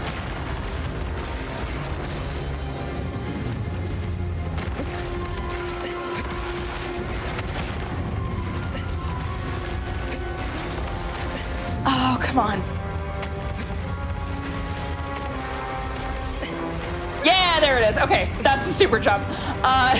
Sometimes it takes a little bit. Sometimes you can get it like within the first second, but it's all about making sure that you're in the right placement and spamming that jump button, and then you can get yourself to launch upwards. Now, the next thing that I like to do is you want to make sure that you are as close to the ledge of this pillar as possible. And as Zenobia is running towards it, at the very, very last second, as close as you can get it to the pillar, you want to actually shoot an arrow towards her. That's going to actually get her just aggroed enough that when you hit the next part of this fight, she should already be making her way towards you. So it's just a bit of an AI manipulation. The next thing that I'm going to do is, as this pillar is falling, if you notice that there's kind of this part of the cliffside in the background that juts out, this is one of those strategies that you actually can't do in any other version, because it's all about a few of the changes that Bluepoint has made. Basically, they added a bunch of additional crevices to this cliffside, and a bunch of additional rocks to this cliffside. And that jutting out of the rocks actually continues onto the right-hand side of this bridge, this wall that's about to knock down as well. So what you want to do is essentially watch and wait for the pillar to go about 3/4 of the way through its fall, and then jump up and to the right to try and land on that piece that's coming out of the wall, that's jutting out. And from there, you can actually jump to the final platform a lot faster. Now, doing it blind can be extremely tricky, so it's pretty easy to miss. Once you get the timing in your body, then you can get it to a more consistent place. But if not, the nice thing is, even if you miss it during the cutscene, you can actually get it directly afterwards. And I'll show you how to do that as well if I miss it. So I wait, I jump up and right, and then I'm gonna go, yep, I think I got it. Yep, there we go. So basically what I was doing is I landed on this area that's jutting out, and then from there was able to jump onto this platform. If for some reason you were to miss that, the nice thing is, since this final pillar is about the right height, you can actually get onto there, jump onto the wall, and then use that to get onto the final platform. Usually the game expects you to use usually the game expects you to use a ladder that's all the way over on this opposite side, but you don't want to use all that extra time. And I did get the AI manip, so Zenobia's already over here. I'm gonna shoot her with an arrow, and once she does that turnaround, like the moment that you see her fully turn around, I'm gonna go ahead and jump all the way over here and turn towards the center of the arena. That's because the moment this cutscene ends, this is one of the few cutscenes that I can't actually move during, so I want to make sure that I make that jump. Otherwise, if I'm mid-air as she hits the pillar, I could land on the ground, I could land in the wrong position. And by turning myself out towards the arena, that's where the camera starts. So I can much more easily get a beat on where Zenobia is. Now, I personally like to do a jump stab from that top pillar platform, because I can really easily, on the backside, much like with Celosia, land a plant. And at this point, I just hold on and stab her all the way home. So that's Zenobia. Yeah! That's the good guard dog boy. Now, for anyone who can't get the super jump, there is an alternate strategy, so I'll show you that in a second. But really quickly, just one thing I also want to highlight is I had mentioned earlier, there are certain tricks that only work in 60 FPS and certain ones that actually only work in 30. So that strategy that I was showing you, the super jump, where you run into the pillar and then you spam the triangle button, actually only works at 30 FPS.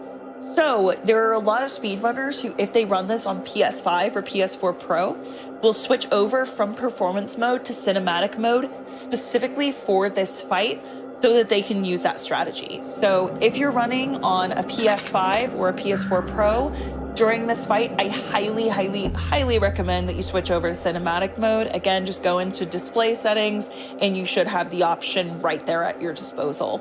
And then afterwards, you can always switch back to the 60 FPS that you are used to.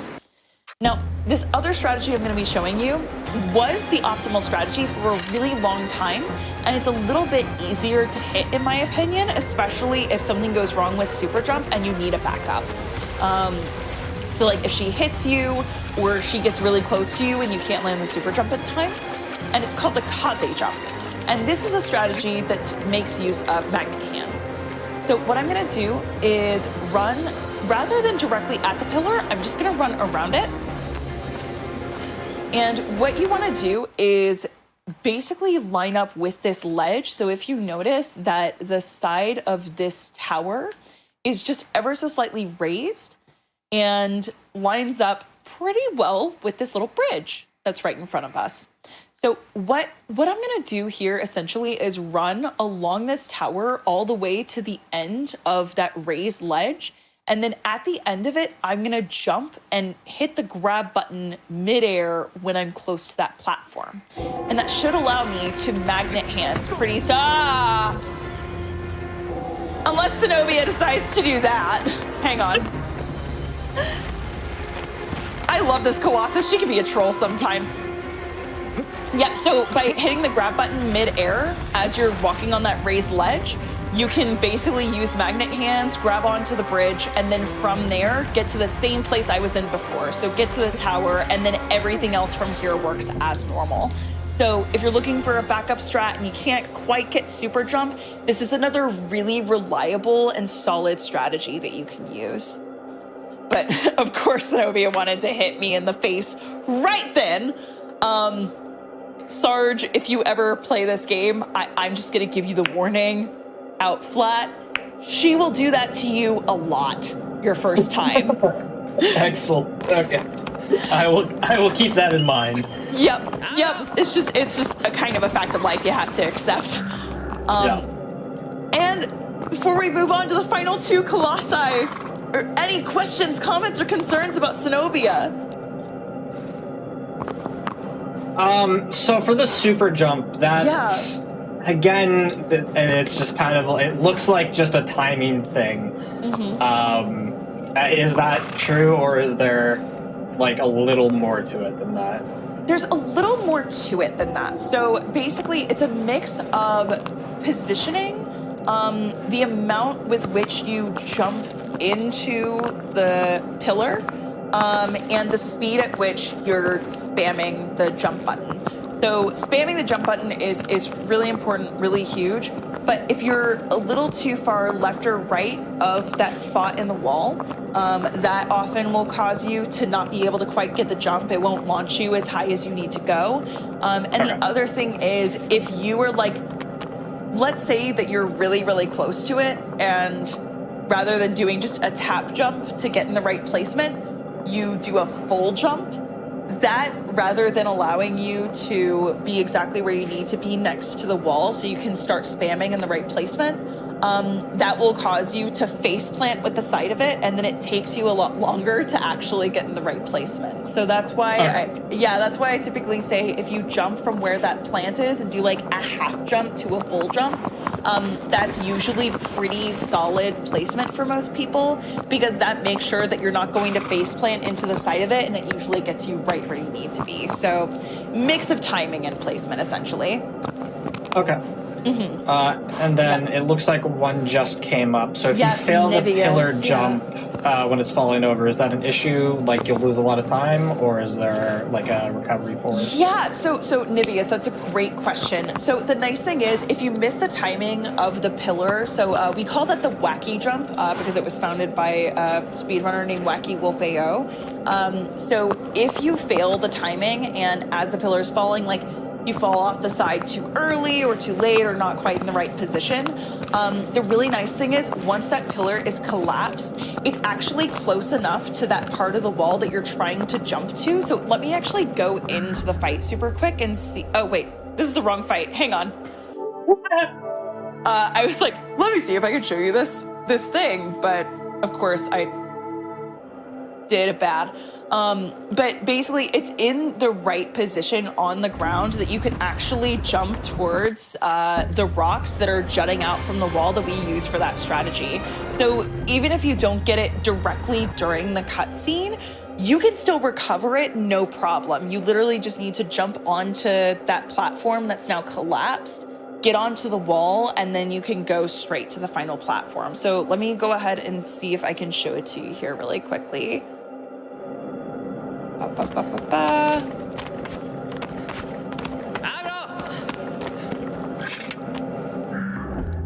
Okay. And this will give me a chance to practice the super jump since I didn't do too great with it the first time.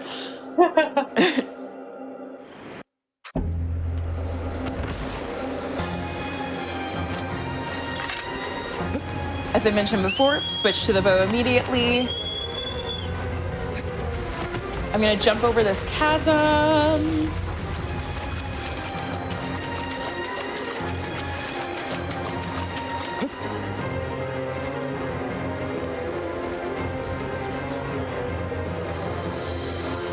Jump from my beautiful plant friend.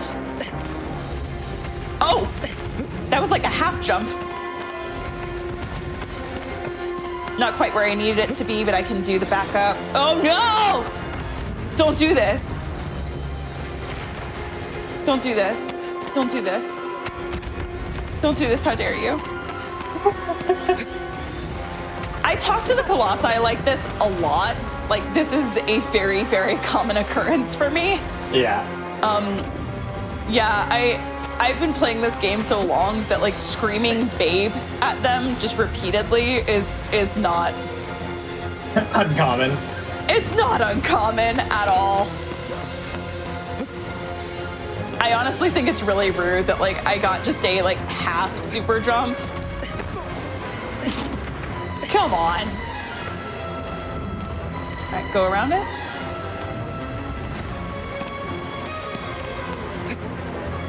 Yeah, there we go. Okay. So there's Kaze. Get over here. Okay, here we go. We're about where we need to be. So I'm gonna go ahead and intentionally miss the wacky jump so that I can show you exactly how you can recover it. And it's maybe a 5-second time loss. Like, it's really, really not that bad. Wacky jump was something that was founded mainly as a, hey, what can we use in IL strats? But it happens to be applicable basically in all categories for this fight. So I'm just gonna jump directly over. Yay, oh no, I jumped too far right. Oh darn, that sucks. So all I have to do in order to do a recovered version of the wacky jump is I can just jump right here, get on this cliffside. Now you don't wanna be on this second tier, you actually wanna be on the one just above it, and then you can jump over.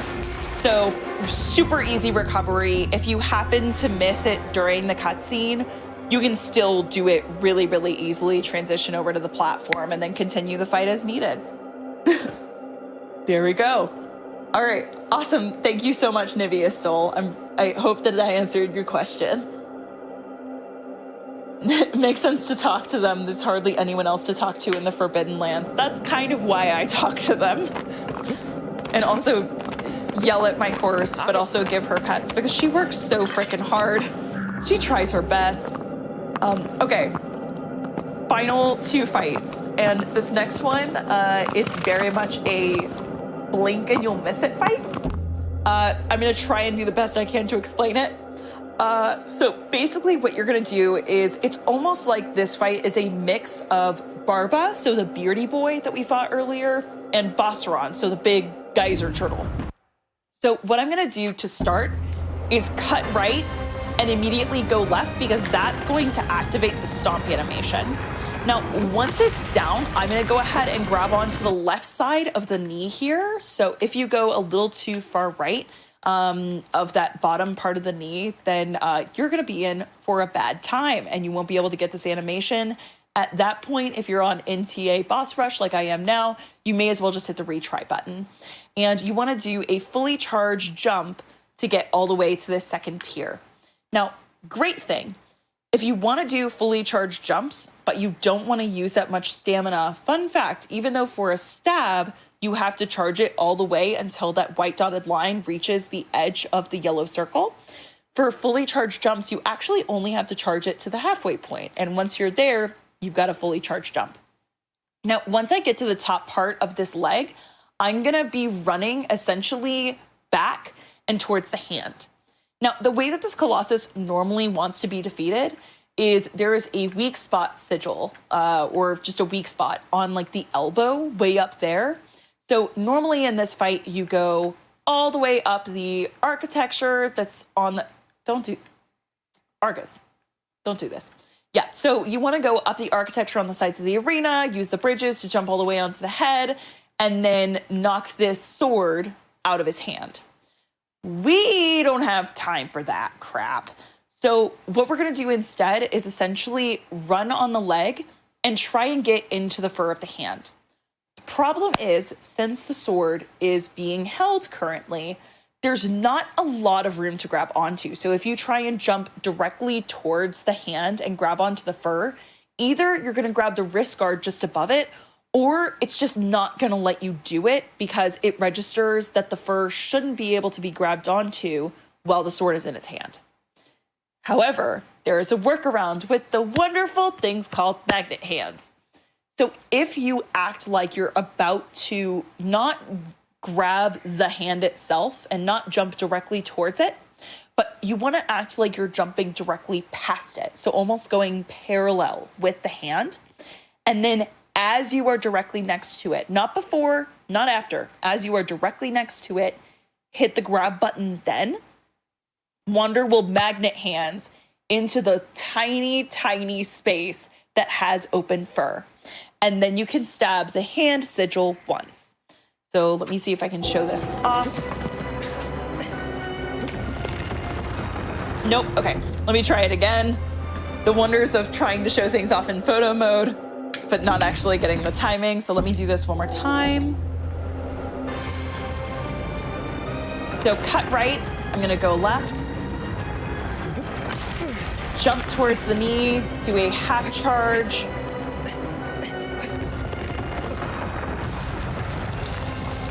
So as you saw, because I grabbed just a little bit too early, I grabbed onto that wrist guard, so the bracelet, rather than his actual fur. So let me try that one more time. Cut right, go left.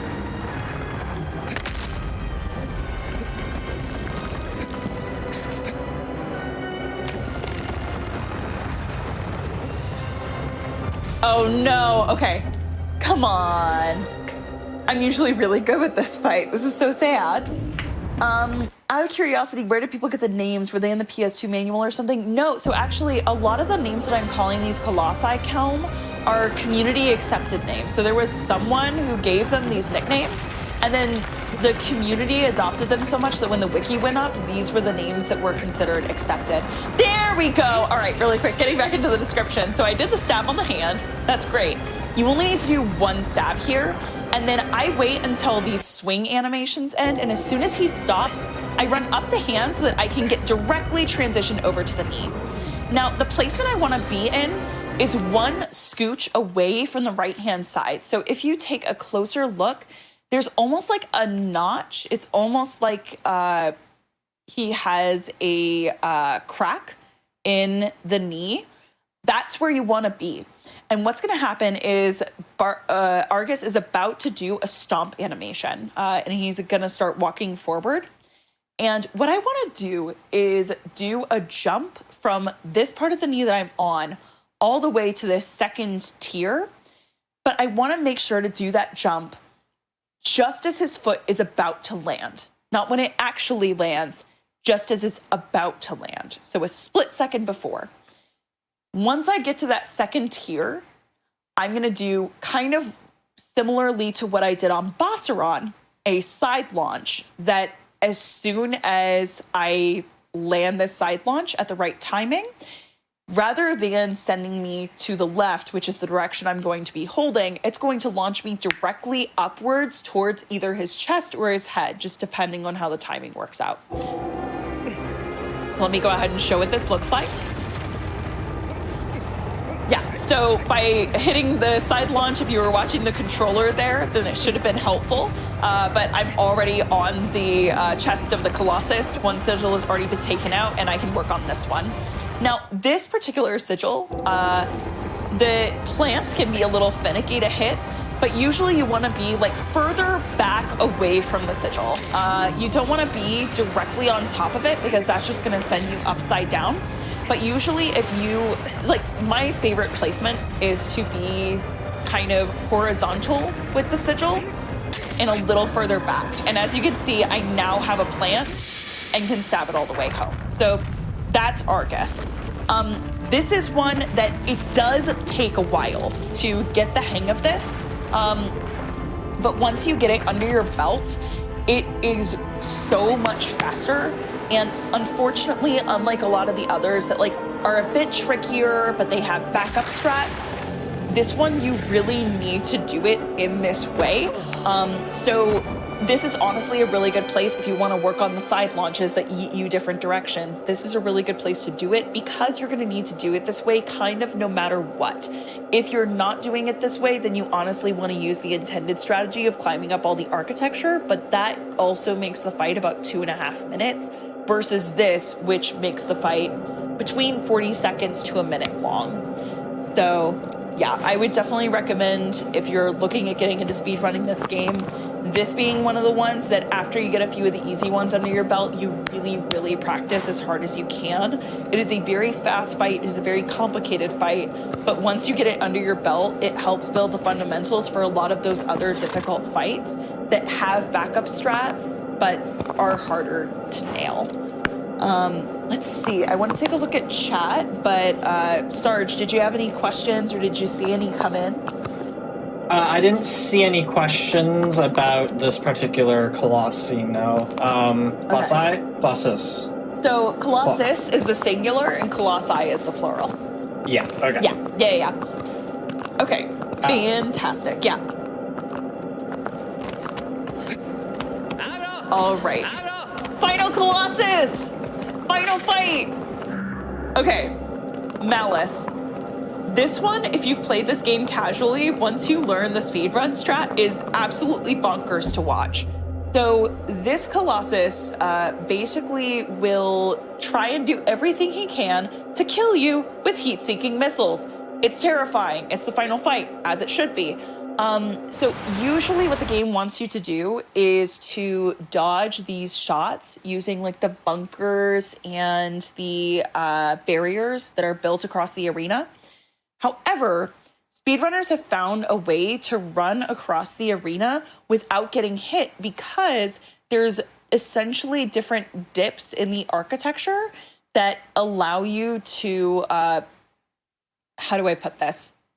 Whenever Malice is shooting off one of his fireballs of doom, he's aiming towards your feet. So normally these would hit you, fling you backwards, and you're screwed. But there are some parts of the architecture where you can actually run close enough to them that you can get Malice to hit those rather than you. And then there are just a few other places that for some reason are blind spots. So even if you run in the middle of them, as long as you do it in the right pattern, then it will essentially allow you to run through completely safely. So let me go ahead and show you what this pathing looks like. When the fight starts, I'm gonna skip the cutscene, immediately switch to bow, and as Malice charges up that that fireball, that first one, the moment that it shoots out of his hand, cut left. I did not get that timing because I switched to photo mode. But as soon as you see it charge and launch out of his hand, you want to cut left because that will cause the heat-seeking missile to hit the pillar that is right in front of me. So I'm going to cut left. That basically causes me to be safe. And for some reason, this area is a safe zone. So as long as you're running right straight down this path after dodging that first hit, then Wander's not going to get hit by these next few. Now, what I'm going to be doing is I want to run basically parallel with the left side of this barrier that's right in front of me. I want to make sure that when I'm jumping this chasm, you only hold the jump until Wander hits the apex. So right as Wander is at the highest point, let go of the jump button. And you want to make sure that this is an instance where, kind of like how I was mentioning with the basic movement, you can cancel stumble after a jump by whistling. You want to make sure to whistle the moment you hit the ground and cut right as close as you can to this barrier. So let me go ahead and do that.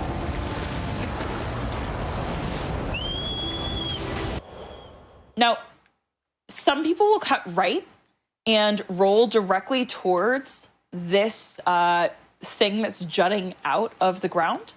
The other way to do it, that's actually super reliable, is if you whistle, get the right timing of the jump, run straight forward, and then go right, you can actually also avoid those fireballs. Now from here, since he's trying to shoot at my feet, but instead he's hitting this architecture since I'm walking right alongside it, he's not actually going to be able to hit me. From here, I'm gonna go ahead and land behind this barrier just so this final hit doesn't shoot Wander. And that gives me plenty of time to get into this final bunker. Just like that, I am underneath the Colossus. There is an alternate way to run up to this Colossus that doesn't basically it lets you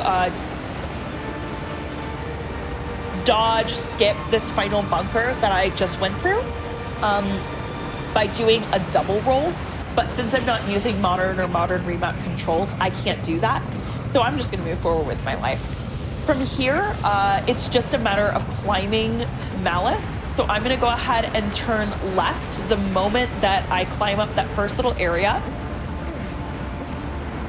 Then I'm gonna go ahead and take another right.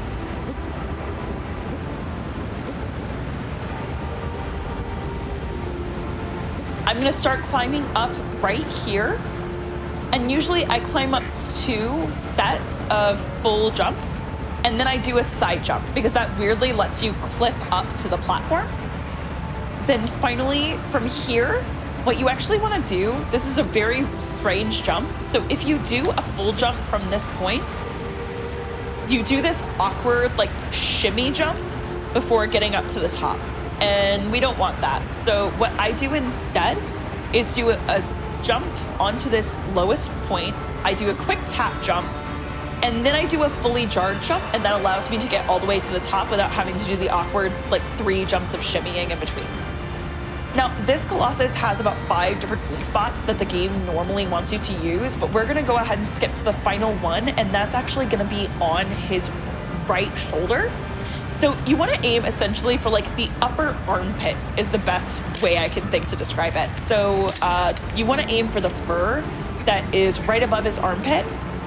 As soon as that shot goes off, you wanna make sure to climb up here, because as Malice is reacting and going, oh no, my arm, it hurts, he's gonna lower and drop his shoulder just enough so that you can grab onto his wrist guard.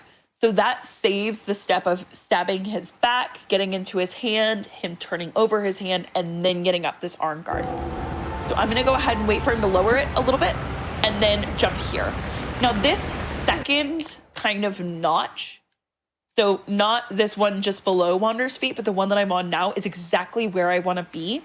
Because in a second, Malice is gonna do an animation of going, why are you on my arm? And raising it upwards to kind of examine you and see what the heck is up. As he's doing that raise, this is another moment of being able to use the physics to our advantage and manipulate it. So as he's raising it up, much like that Barba run, so the Beardy Boy run where I went up his arm, as soon as I see him reach a certain point in his movement with bringing it up, I'm gonna jump directly towards his chest. Let me show you what that looks like. Amazing. Okay, so I jump directly towards his chest, and now I can go ahead and climb up. His only sigil is on his head, so I basically want to hold on until I can get there. Once I'm here, there is a plant on this Colossus. So let me pull out the sword so you can see it. Usually for this particular plant, excuse me, sir. So for the sigil, I like to be in like the very back center of it. And that's usually a pretty solid plant that you can maintain. If you go a little too far back, that causes you to do a mean stab, like what just happened there. So like I said, you want to make sure that you are right on the Ah! Oh. That was rude. All right. Hang on. Come on, Wander. Come on, Wander. Come on, Wander. Here we go. So you want to make sure you're on the very back of the sigil. And the other thing that's really important is if you get a plant here, but then you aren't consistently stabbing the head in the right rhythm, you actually can get knocked out really easily as he's swinging around. So what you want to do is, if you want to know exactly when Wander is ready for another stab, just to shoot one off, basically what you do is after he's stabbed and then Wander pulls out the sword and his hand goes flat with the sigil again, or flat with the fur of the Colossus, the moment that his hand touches down again is when you know he's ready to start charging another stab. So make sure that you're timing the stabs with how Wander's animation is working as far as him being fully recalibrated. So I'm gonna keep stabbing here and just keep on that timing of stab, The moment that I know his hand is flat with the Colossus again, I stab again, and just like that, Malice is down. So one thing to keep in mind, if for some reason on the way up to the Colossus you get hit by a fireball, depending on the placement, there are some areas where you can actually recover just by the moment you get up, trying to roll forward and get back in the positioning of that pathing that I was showing you. So running forward, past the first pillar, past the barriers, and then on that right side along with the architecture. So if for some reason you're close enough to that pathing and you get hit, don't give up. Just keep trying to roll forward and get back in that positioning. If you die, it happens, it's okay. But I've had runs where I get hit once or twice just because I was ever so slightly out of placement, but I was able to roll forward, get back on that pathing, and then finish the fight. So that's the full NTA boss rush. I really hope that walking through these colossi was helpful to you. If you're interested in speedrunning this game, I can attest that it is a very input specific and very, very like rigorous practice kind of run. But I personally love speedruns where you have constant momentum, you're always moving forward, don't have to worry about too much dialogue, but you just have to hit the X button through over and over.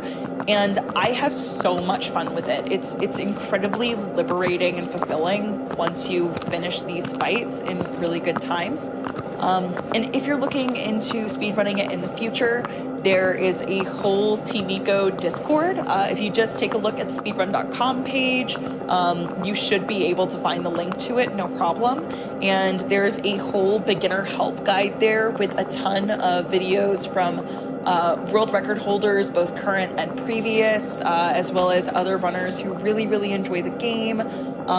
There are full videos of like any percent runs versus NTA runs, things like that, and a community that's ready to accept you with open arms. And if you found me entertaining and like what I do, I am a full-time streamer. My name's Ruby Hart. I am a actor, a streamer, and a speedrunner. This is my primary game, but I'm in the process of learning a bunch of other speedruns as well. So Untitled Goose Game 100% is on my list. Eco and Last Guardian, which are the other two games in this series, are on my list. So these are speedruns that I'm actively learning as we speak. And then I have a whole slew of other runs that I haven't started learning yet, but I'm really excited to. So I'm looking at like the Journey Glitchless run in the future, Hades, Solar Ash, and a bunch of other games like that. So yeah, that's me. I thank you so much for being on the show tonight. You're super passionate about this game, and that's one of the things I like is having, passionate runners who are very knowledgeable about the game be able to share, their knowledge and their passion for the game. It really... It brings out the best in speedrunning. Like, this is why we do what we're doing. We love the games we're playing, and we want to learn more about them and be able to play them again and again. So thank you so much. Absolutely. Like I've been Thank you saying for all night, having me. Yeah, absolutely. Yeah. Your explanations all night have been very good. I think you nailed it. And again, I've never played the game, so it's hard for me, but I feel like I could sit down with this tutorial and be able to pick up the speed run. With That's so a good to lot hear. of help, Heck but yes. Yeah. Yeah, and that was when I was practicing this, that was kind of the goal. And I know there were a few people in my community when I did a practice tutorial run that were saying they could already do like the Argus launch to the head and all these different things. So if it's useful and it gets more people into speedrunning the game, like that's the goal, really. So I'm really glad I could be here. Yeah, absolutely. Yeah. Yeah. I mean, yeah, that's the entire point of this. Is like I want, for people to get into this hobby. You know, like I love speedrunning. It's why I'm here, and I want to share this, you know, hobby with other people. So, you know, having runners like yourself who are super passionate and really love their game and really want to help other people get into speedrunning their game, any other game, like that's awesome. So thank you so much. I think you said a lot about the Discord and anything. Is there anything else you have left for this game or anything else? Let's see. One thing for just people who are fans of this series, if you didn't know, there was a teaser that was released at the end of 2022 that we should be getting another gen design game within the next few years. So I'm really excited about that. And I mean, otherwise, check out the Discord, check out my channel, give more support to Games Done Quick. Their main marathons support a lot of really incredible causes, and then the hotfix shows are just a lot of fun. So yeah, give all the support you can to Games Done Quick and to the other channels. But I think that's it, honestly. All right. Well, again, thank you so much. It's been awesome. You know, you did a great job, and this game looks super fun to play, to be honest. With all that said, that's all we've got for tonight. We do have 2 more shows tomorrow, starting at 7 p.m. Eastern. We have What's Faster, and then followed by that we have Ocarina Improv. So if you like any of the content you saw today, if you like races, which is What's Faster, or if you like Ocarina of Time, those are going to be on tomorrow, so tune in tomorrow to check those out. We are going to take a quick break while we look for somebody to raid, somebody who's doing some speedruns. So if you wouldn't mind just sticking around for a few minutes so you can help spread the cheer and joy of speedrunning with somebody else who's doing a run. Thanks everybody for dropping in. I hope you had a great night. We'll see you tomorrow.